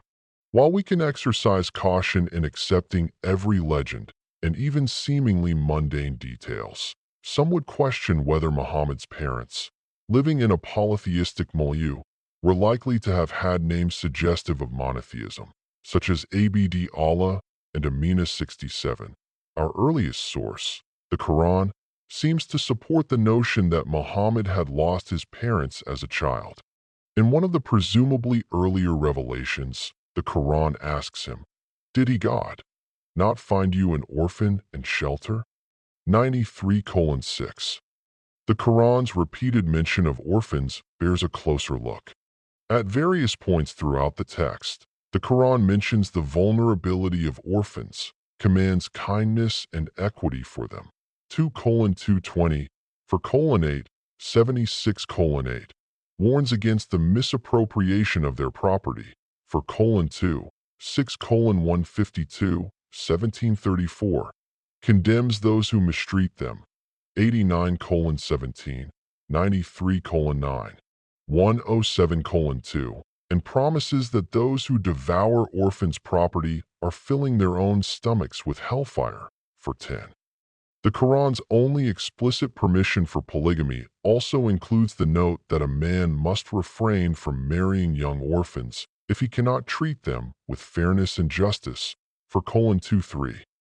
Surveying the Quran's concern for orphans within a broader condemnation of immorality and injustice in its own time, we could suggest that the exploitation and abuse of orphans was a fairly common problem in pre-Islamic Mecca. If one reads the Quran as a glimpse into Muhammad's own heart, with or without faith in the text's divine origin, the Quran could read as speaking from his first-hand knowledge.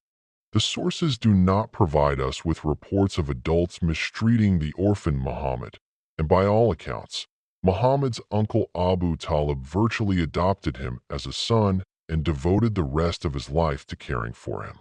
Our reflections on the Prophet's early years would be mostly speculative, but this is where the previous hadith's popular Iranian poster of a child Muhammad takes me.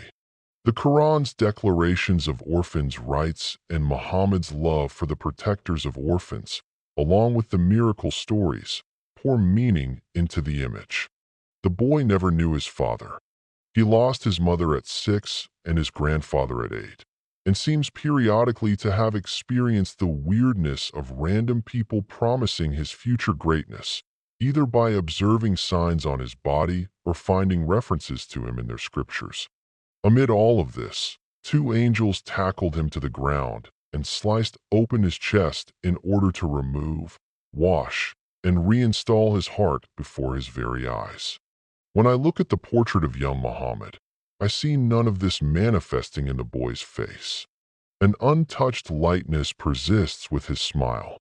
I cannot know what the boy has seen, and his eyes give no hint that he grasps his unique circumstances. No, child, not everyone gets cut open by angels, let alone that he could know what's in store for him. 10. The Mountain of Light. Aisha narrated, the commencement of prophethood with the messenger of God, God bless him and give him peace, was in true dreams. The angel came to him and said, recite, in the name of your Lord who created the human being from a clot. Recite, and your Lord is most generous. 68. Arriving in Mecca 2 weeks before the start of pilgrimage season, I devoted one afternoon to visiting what tradition now calls the Mountain of Light, Jabal al-Nur, located just outside the city. It was on this mountain that the Quran's first excerpts entered the world. This is where Muhammad became the prophet. At the foot of the mountain, a large sign sought to discourage me, warning that to visit this place was not a required part of the pilgrimage, and that there were no authentic religious practices associated with it. The mountain's historical significance did not justify superstitious or even idolatrous practices. This mountain stands in modern Saudi Arabia, and the sign reflects the government's position. At other sites throughout Mecca and Medina, wherever Muslims' popular values and practices run counter to the Saudi state's idea of Islam, we encounter a sign. One of the uncles in my pilgrimage group had also tried to discourage me from hiking the Mountain of Light. There's no reward in it, he said, insisting that I stay in Mecca. With limited days to spend in the holiest city, the uncle argued, anything that took you out of Mecca before the formal rites of Hajj was a waste of time. He advised that instead I should spend the day at the Haram, the masjid that housed the Kaaba, where each prayer would earn me as much as 100,000 times a prayer's normal reward. I tried gently to suggest to him that even if visiting the mountain did not come with a quantifiable reward, it could still be worth doing, but I'm not sure that he took me seriously. Unfortunately for the Saudi state and disapproving uncles, the signs aren't convincing everyone. Pilgrims, women and men from every nation and some of advanced age, crowded the steep path up the mountain, just as they crowded various cemeteries and holy sites, even as religious authorities claimed that such devotion strayed from true Islam. It got busier as I reached the top and took my place in line, where people waited for their chance to enter a cave. To call it a cave might be generous, as there was barely enough room for 2 people to stand inside. When my turn came, 2 aunties were already performing prayers inside, without much concern for the people waiting behind them. I crouched my way into a space next to them and made a short prayer. In that space, the standing position of Muslim prayer wasn't really an option for me. Apart from the placement of my hands, my prayer's moments of standing, qiyam, would have been indistinguishable from the kneeling, ruku, portions. Physically uncomfortable and pressured by the fact that my prayer held up a line, I moved quickly and tried to have some sense of my location.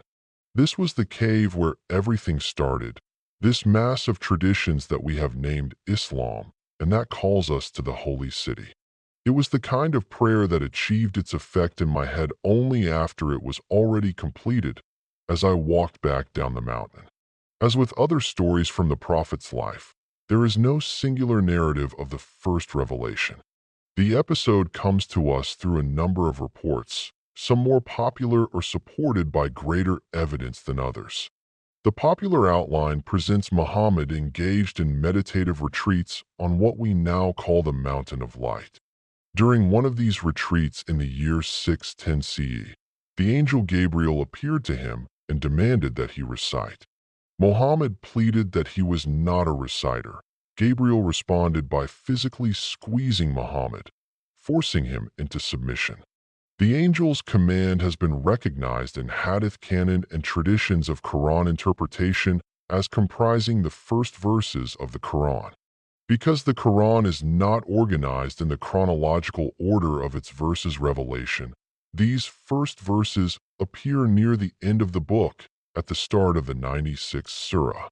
A rare version of the story, found in Tayalasai's Musnad, connects the beginning of Muhammad's prophethood with the usually unrelated story of angels performing surgery on him to cleanse his heart.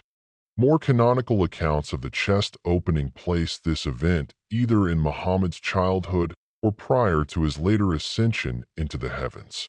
While the angel Michael awaits at a liminal point between heaven and earth, Gabriel opens Muhammad's torso and modifies his insides as preparation for prophethood, then seals his body closed and commands him to recite the 96th surah. The report makes another notable departure from more popular tellings in that it places Khadija, Muhammad's first wife and the first believer in his mission, in the cave with him. For Muslims who vet hadiths by the strengths of their transmission chains, this version bears weak support. It is traced back to Abu Imran al-Jani, who reports only from the authority of a man who had apparently attributed it to Aisha. Al-Jani receives good marks as a reporter from the pre-modern hadith masters, but because the link between Al-Jani and Aisha remains anonymous, the chain is incomplete. 69 evaluation of the chain does not end there, however.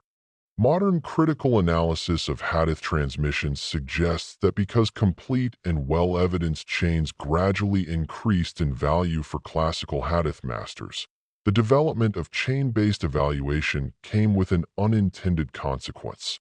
In a bit of irony, hadiths with perfect chains are more likely to reflect later fabrications and point to a forgery. This would mean that if a chain of transmitters contains such a glaring weakness as this anonymous man, it might represent an earlier, truer version of the story. Speaking before flawless chains of transmission became such a priority. 70 older doesn't always mean more authentic, but this still complicates our assumptions about sacred history. Remembering my visit to the cave and how cramped it was for 3 people, 2 adults had room to stand, but a third was crouched over. I find myself drawn to the Tayalasai version in which Muhammad, Khadija, and Gabriel all share this cave and the encounter together. In a cave only 5 feet wide, the spatial limitations would have forbidden Khadija from remaining a passive observer. Her presence radically changes the event. The inescapable intimacy between these 3 becomes even more amplified by the fact that Tayalasai's version also depicts Gabriel opening Muhammad's body and cleaning his insides. With no room to move, what could Khadija do at that moment? I imagine her holding her husband, consoling him through his surgery, perhaps even restraining his natural reflexes as Gabriel works upon him. Trying to find an earthly point of reference for this event, I can only come up with a context in which a woman giving birth, the baby's father, and the doctor are all stuck in a small closet or elevator together. This perhaps leads to a different way of thinking about Muhammad and his experience of prophethood. 12. His character was the Quran. Sa'd bin Hisham narrated, I asked Aisha, inform me about the character traits of the Messenger of God, God bless him and give him peace. She said, "Don't you read the Quran?" I said, "Yes." She said, "The character of the messenger of God, God bless him and give him peace, was the Quran." 73. In the Quran, regarded by Muslims as God's direct speech to Muhammad, God tells the Prophet, "You are of a great character." 68:4. In the canonical hadith sources, someone asks Aisha about Muhammad's character, to which she answers, "His character was the Quran." To develop one's personality and manners to be more Muhammad-like, therefore, amounts to a kind of Quran interpretation and embodied engagement with the revelation. Certainly, much of the literary corpus that presents us with traditions of Muhammad's sayings and actions offers prescriptions for correct belief and practice, the stuff that we might immediately classify as religious. Hadith literature also provides a wealth of narrations in which Muhammad describes a way of being in the world that some might read as secular or humanist proverbs. In these narrations, Muhammad tells us how to behave with one another. He sometimes attaches his advice to matters of salvation, describing the personalities and habits that God loves and presenting the improvement of one's character as a mode of attaining God's mercy and blessings. But many of these narrations are also theologically minimalist. They do not rely on a sophisticated understanding of Muslim doctrinal positions or even faith in Islam in order to be useful. Instead, Muhammad appears in such narrations as a wise sage who gives life lessons. Abu Hurairah narrated that Muhammad had said, "I was sent to perfect good character." Sufi traditions further report Muhammad saying, "Make yourself with the character traits of God." 70 for the term used in these sources for character, kalk, derives from a root that signifies the act of creation, representing one's character as an innate condition. The literary genre engaged with questions of ethics, akhlaq, the plural of kalk, essentially treats the question of how to live as fully human in accordance with the best elements of one's nature. The akhlaq literature, in addition to the related genre of works dealing with civility and personal refinement, adab, reflect not simply a straight line of transmission from revealed sacred sources to Muslim communities, but rather a harmonization between the sacred sources and various intellectual traditions that pre-modern Muslim thinkers engaged, such as Greek and Persian philosophical literatures, as well as the culture of high courts that patronized and commissioned such works. For the sophisticated pre-modern elites and bureaucrats who read akhlaq and adab literature in order to theorize statecraft or perform as educated ladies and gentlemen in polite society, there was not a conflict or tension between the ethics and manners learned from Aristotle and those found in the Quran and Sunnah. Similar to the Muhammad as doctor who prescribes prophetic medicine, itself a synthesis of hadith sources with the medical heritage of broader Mediterranean antiquity, the Muhammad of ethics and etiquette speaks as a doctor of souls in resonance with Greek philosophers.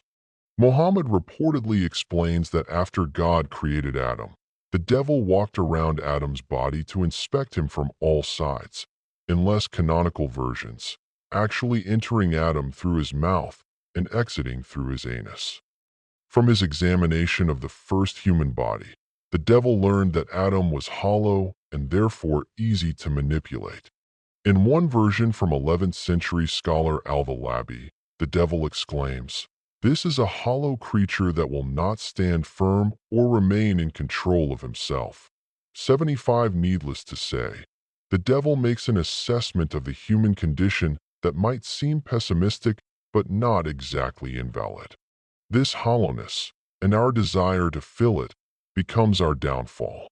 In a tradition that appears with slight variations throughout the 6 books, Muhammad tells us that if any of us were to possess 2 valleys of gold, we would desire a third, adding that nothing will satisfy our stomachs but dust. In a considerable number of hadiths, Muhammad cautions us against losing ourselves to anger.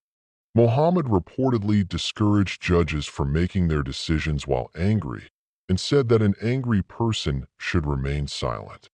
Multiple hadiths praise the control of anger and offer rewards.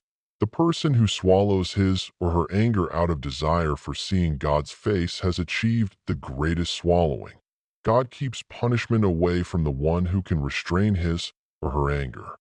One hadith states that the person who restrains anger while having the power to act upon it experiences an increase in faith. Another version holds that on the day of resurrection, God will first call such a man and offer him any paradisical maiden that he chooses.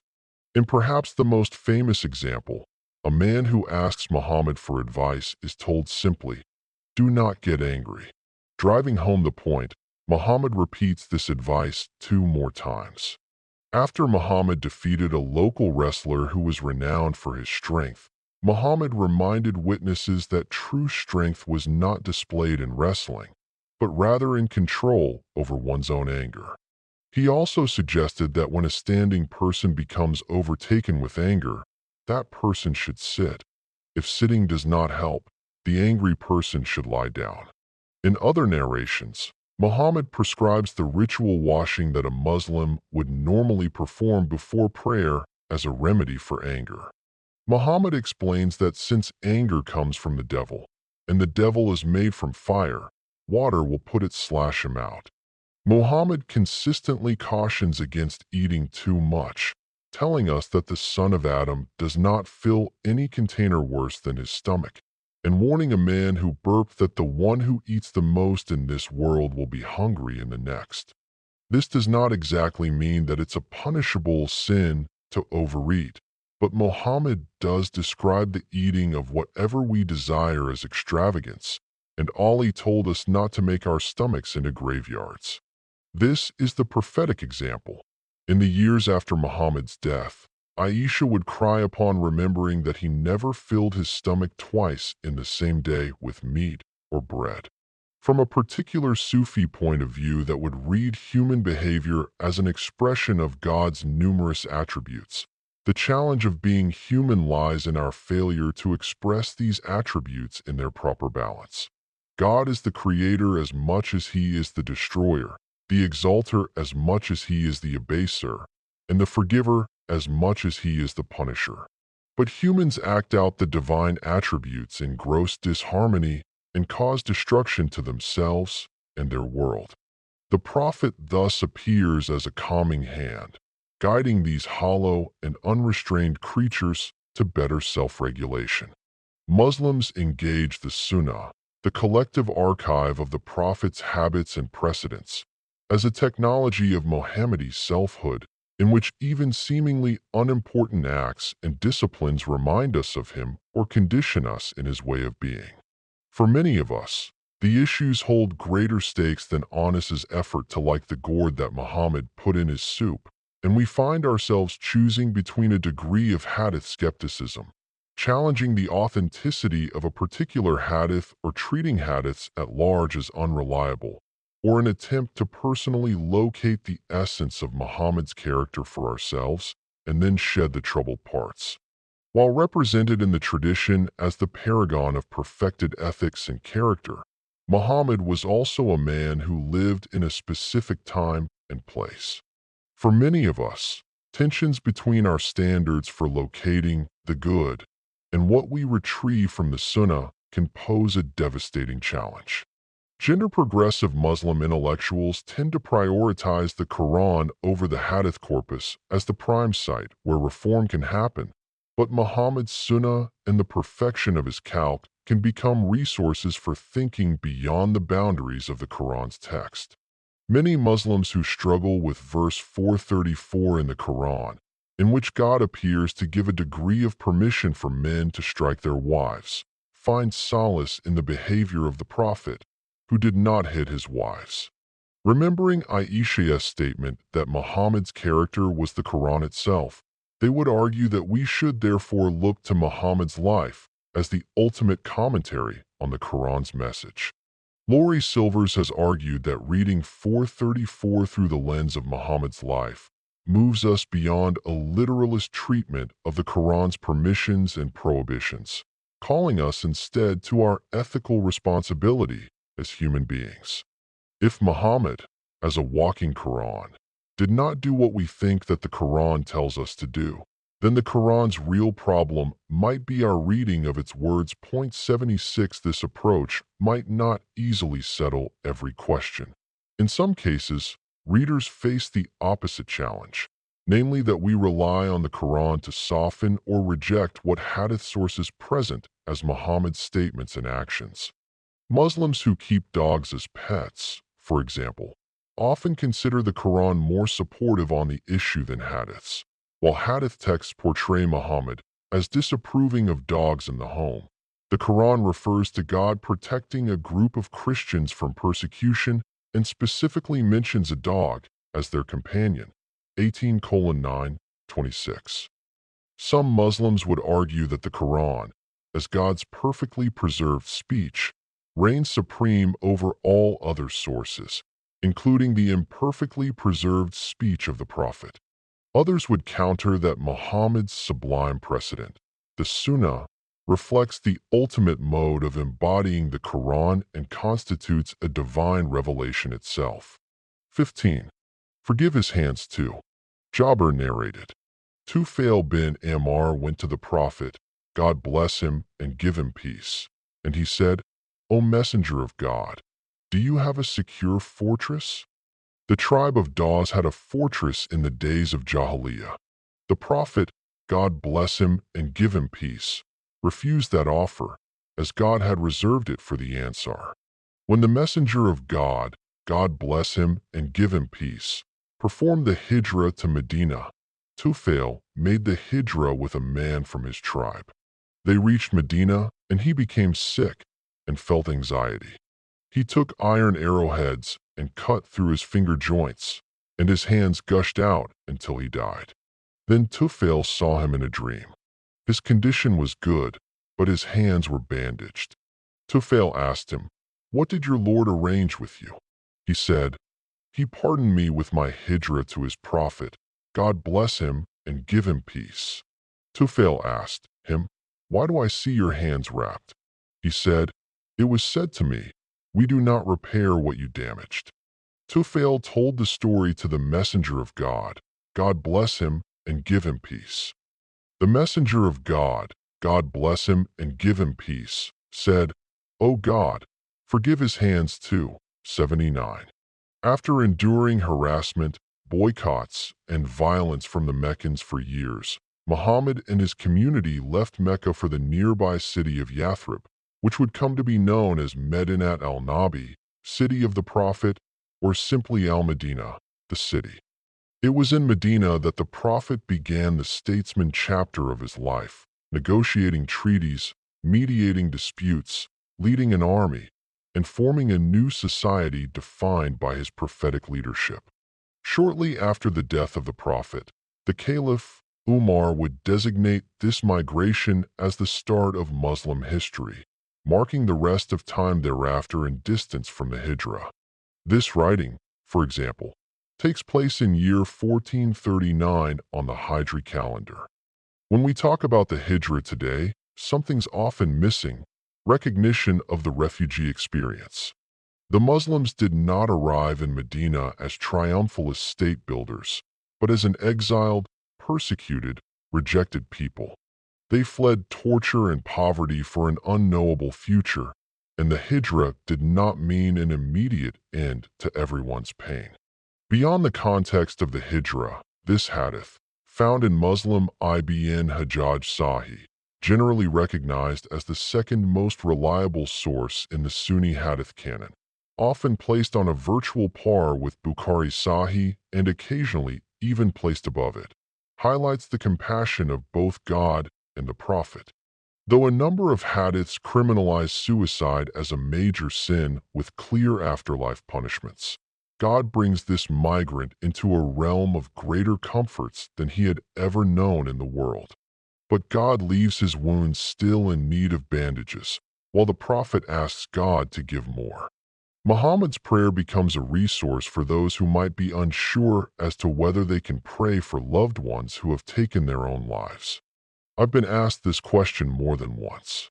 The hadith establishes that God welcomed someone who had committed suicide into paradise, and also that Muhammad personally prayed for a completer of suicide, providing both divine affirmation and prophetic precedent. If you're looking for Islam's position on suicide, it's easy to skim the hadith corpus, particularly in today's world of searchable English-language hadith databases, and find statements attributed to the Prophet, some in which Muhammad directly quotes God, that unambiguously condemn the taker of his or her own life.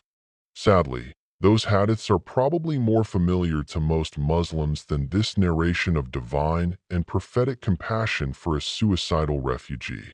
Whenever I share this hadith, my Muslim sisters and brothers are touched and often surprised.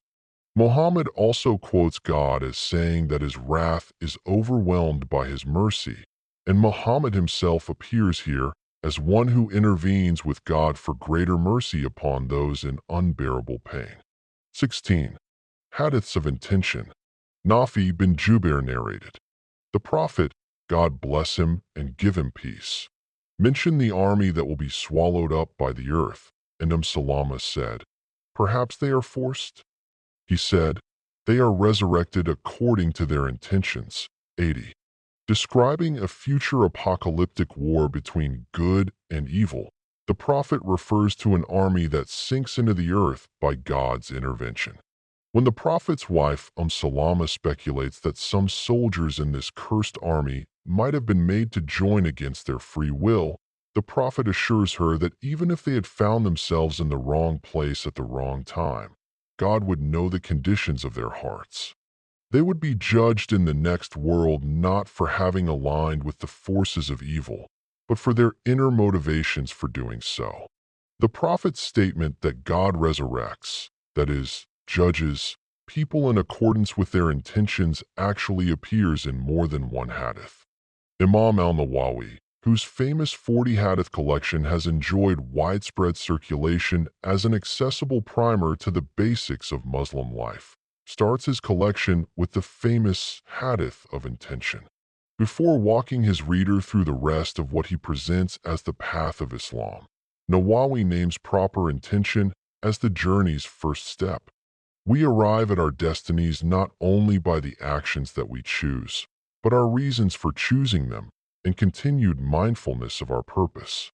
Nawawi's version specifically relates not to armies of the future apocalypse, but to the Hijra, the Muslims' migration from Mecca to Medina. When Muhammad described the rewards that awaited those who took part in this epic flight, some members of the community complained that one man had only migrated for a woman in Medina whom he wished to marry. Like Princess Leia in Star Wars, who tells Han Solo, "If money is all that you love, then that's what you'll receive."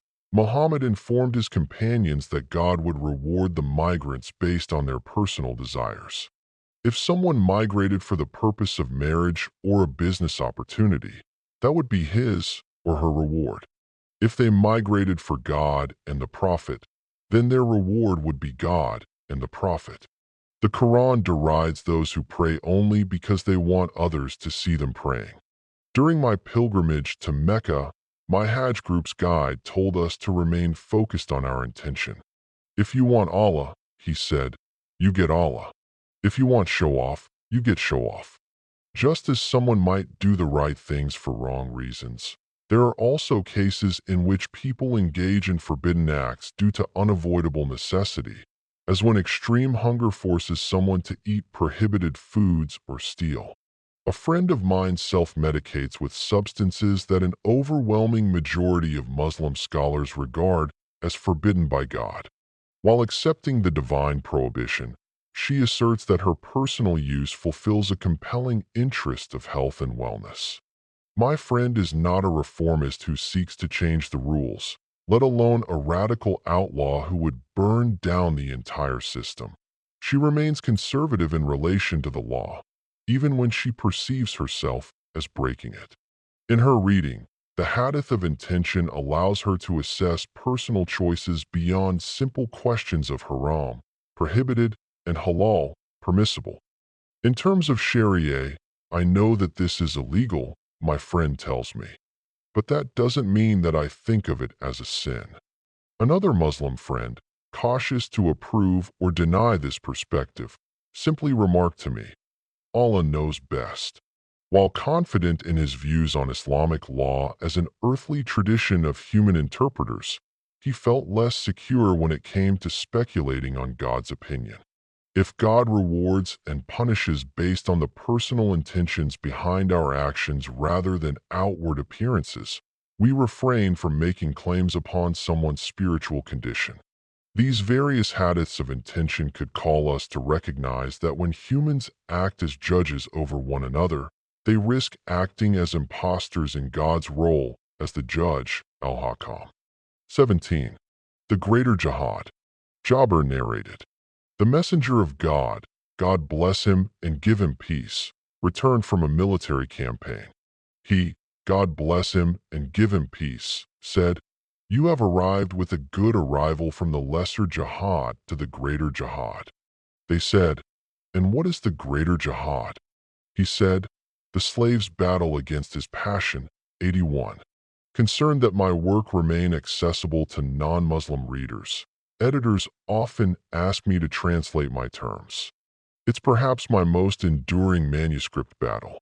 I am repeatedly asked to turn adhan into call to prayer, wudu into ablution, and masjid into its English equivalent, mosque. Confident that my reader can survive an encounter with unfamiliar words, I often resist.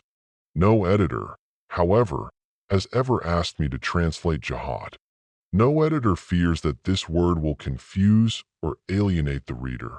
No editor treats it as a word that the reader had probably never seen before.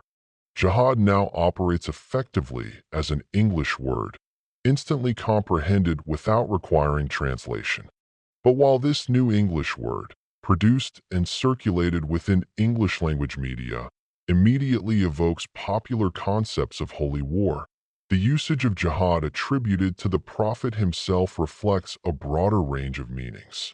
The English word jihad as it circulates in popular discourse is not simply the original Arabic left intact, but rather a translation of the Arabic into a new concept, and not always the best translation available. The JHD root carries meanings of struggle and the exertion of effort. These root letters give us ijtihad, the term in classical Muslim thought for the arduous intellectual struggle undertaken by jurists to answer new legal problems with independent reasoning. The Prophet did engage his opponents in military conflict, and he did use the term jihad in reference to combat. But he also told his wife Aisha that pilgrimage to Mecca was the most excellent, or most beautiful jihad, with some versions explicitly noting pilgrimage as women's jihad. In Abu Dawood's Sunan, one of the Hadith collections in Sunni tradition's 6 books canon, the Prophet is reported to have stated, "The most excellent jihad is a just word to an oppressive ruler." Decades after Muhammad's death, when his granddaughter Zainab stands in chains before the tyrant Yazid, surrounded by soldiers with the severed head of her brother Hussein at her side, she performs jihad with her words of defiance. While our early sources present the battlefield as a fact of life in Muhammad's world, they also depict a prophet who treats the interior combat against one's own soul as the more epic and demanding struggle. The various iterations of Muhammad's greater jihad hadith resonate with another episode in which he achieved success in a physical struggle with a literal opponent, only to then call attention to true strength as self-control. When Muhammad defeats the powerful wrestler Rakana, he does not arrogantly celebrate his victory or flex his muscles, but instead reminds his companions that the strongest man is the one who can defeat his anger. Throughout pre-modern Muslim tradition, figures such as Ghazali have drawn from the greater jihad hadith for their pursuit of a perfected Muslim selfhood. Scholars such as the Shafi'i Sheikh Bayhaqi died in 1066, included the narration in his book on asceticism. The narration also enjoys prolific dissemination in Sufi traditions, but does not enjoy supreme canonical prestige in Sunni hadith evaluation. 14th century Hanbali jurist Ibn Taymiyyah died in 1328, living in an age in which Mongol invasions wreaked immeasurable destruction upon Muslims in the Persian and Eastern Mediterranean milieus, opposed Muslim scholars who might have cited the greater jihad hadith to justify their cooperation with their oppressors. However, Ibn al-Jawzi, one of Ibn Taymiyyah's formative influences, employs the hadith in Dam al-Hawa, Censure of Passion, his manual for combating desires, and even notes Sufi claims of ascetic masters who so completely defeated their passions that they lived the rest of their days floating in the air. 82. Today, the hadith circulates with considerable popularity throughout Muslim discourses, touching the hearts of Muhammad's modern lovers as a reflection of his prophetic way, which prioritized rigorous self-examination and self-critique over material gains and political power. Beyond its value as a resource for Muslim ethics, self-critique, and spirituality, the hadith circulation has proliferated in recent decades as a counter to popular uses of jihad that provoke anti-Muslim hysteria and racism. In representations of the lesser and greater jihads, the Prophet's struggle for freedom, justice, and equality requires an internal, reflective dimension, while his project of personal change also requires an effort to make change in the world. The leaders of justice movements, without denying the urgency of material struggle, drew from the inner struggle of the greater jihad. Sufi master Ahmad Bamba, 1853 to 1927, founder of the Muridiya order in Senegal, engaged French colonial power with nonviolent resistance, supporting his platform by making a distinction between the lesser and greater jihads. The Khudai Khidmatgar, a Muslim movement dedicated to Indian independence from colonial Britain, worked with Mahatma Gandhi and shared his principles of nonviolent freedom struggle. For the Khudai Khidmatgar leader Abdul Ghaffar Khan, 1890 to 1988, the path of nonviolence did not reflect a departure from the ethics of jihad, but rather expressed jihad's truest meaning as well as the Prophet's own patience, compassion, and affirmation of life. Even the 20th century Iranian revolutionary Ayatollah Khomeini, 1902 to 1989, popularly associated in Western imaginaries with violence, begins his 40 hadith collection with a discussion of the greater jihad, and centers this hadith as the foundation for his volume of mystical commentary, The Greater Jihad, or The Struggle with the Soul. My teachers and elders have told me many times that the key to a Muhammad-like existence lies in pursuing balance, in harmonizing opposites. The lesser and greater jihads find special harmony in the life of Muhammad's most complete follower, his cousin and son-in-law, Ali, whose achievements on the battlefield reflect both his courage and his grace. Fighting the fearsome Amr ibn Abd al-Wad at the Battle of the Trench, Ali is said to have gained the upper hand and prepared to deliver the fatal blow when Amr spit in Ali's face. Ali then lowered his sword and refrained from killing Amr. Ali would later explain that he had been fighting selflessly in the cause of God, feeling neither a desire for glory nor enmity toward his opponents. But when Amr spit in his face, Ali suddenly became angry, which threatened the purity of his intention. Rather than kill for his own satisfaction, Ali withdrew from combat, at least until he could regulate his emotions and rededicate himself to God. At this moment, Ali simultaneously participates in both the lesser and greater jihads, prioritizing the greater and treating moral self-perfection as a more urgent goal than military victory or even his survival. Before defeating his external enemy with a mere swing of sharpened metal, the Lion of God conquered a more dangerous enemy within.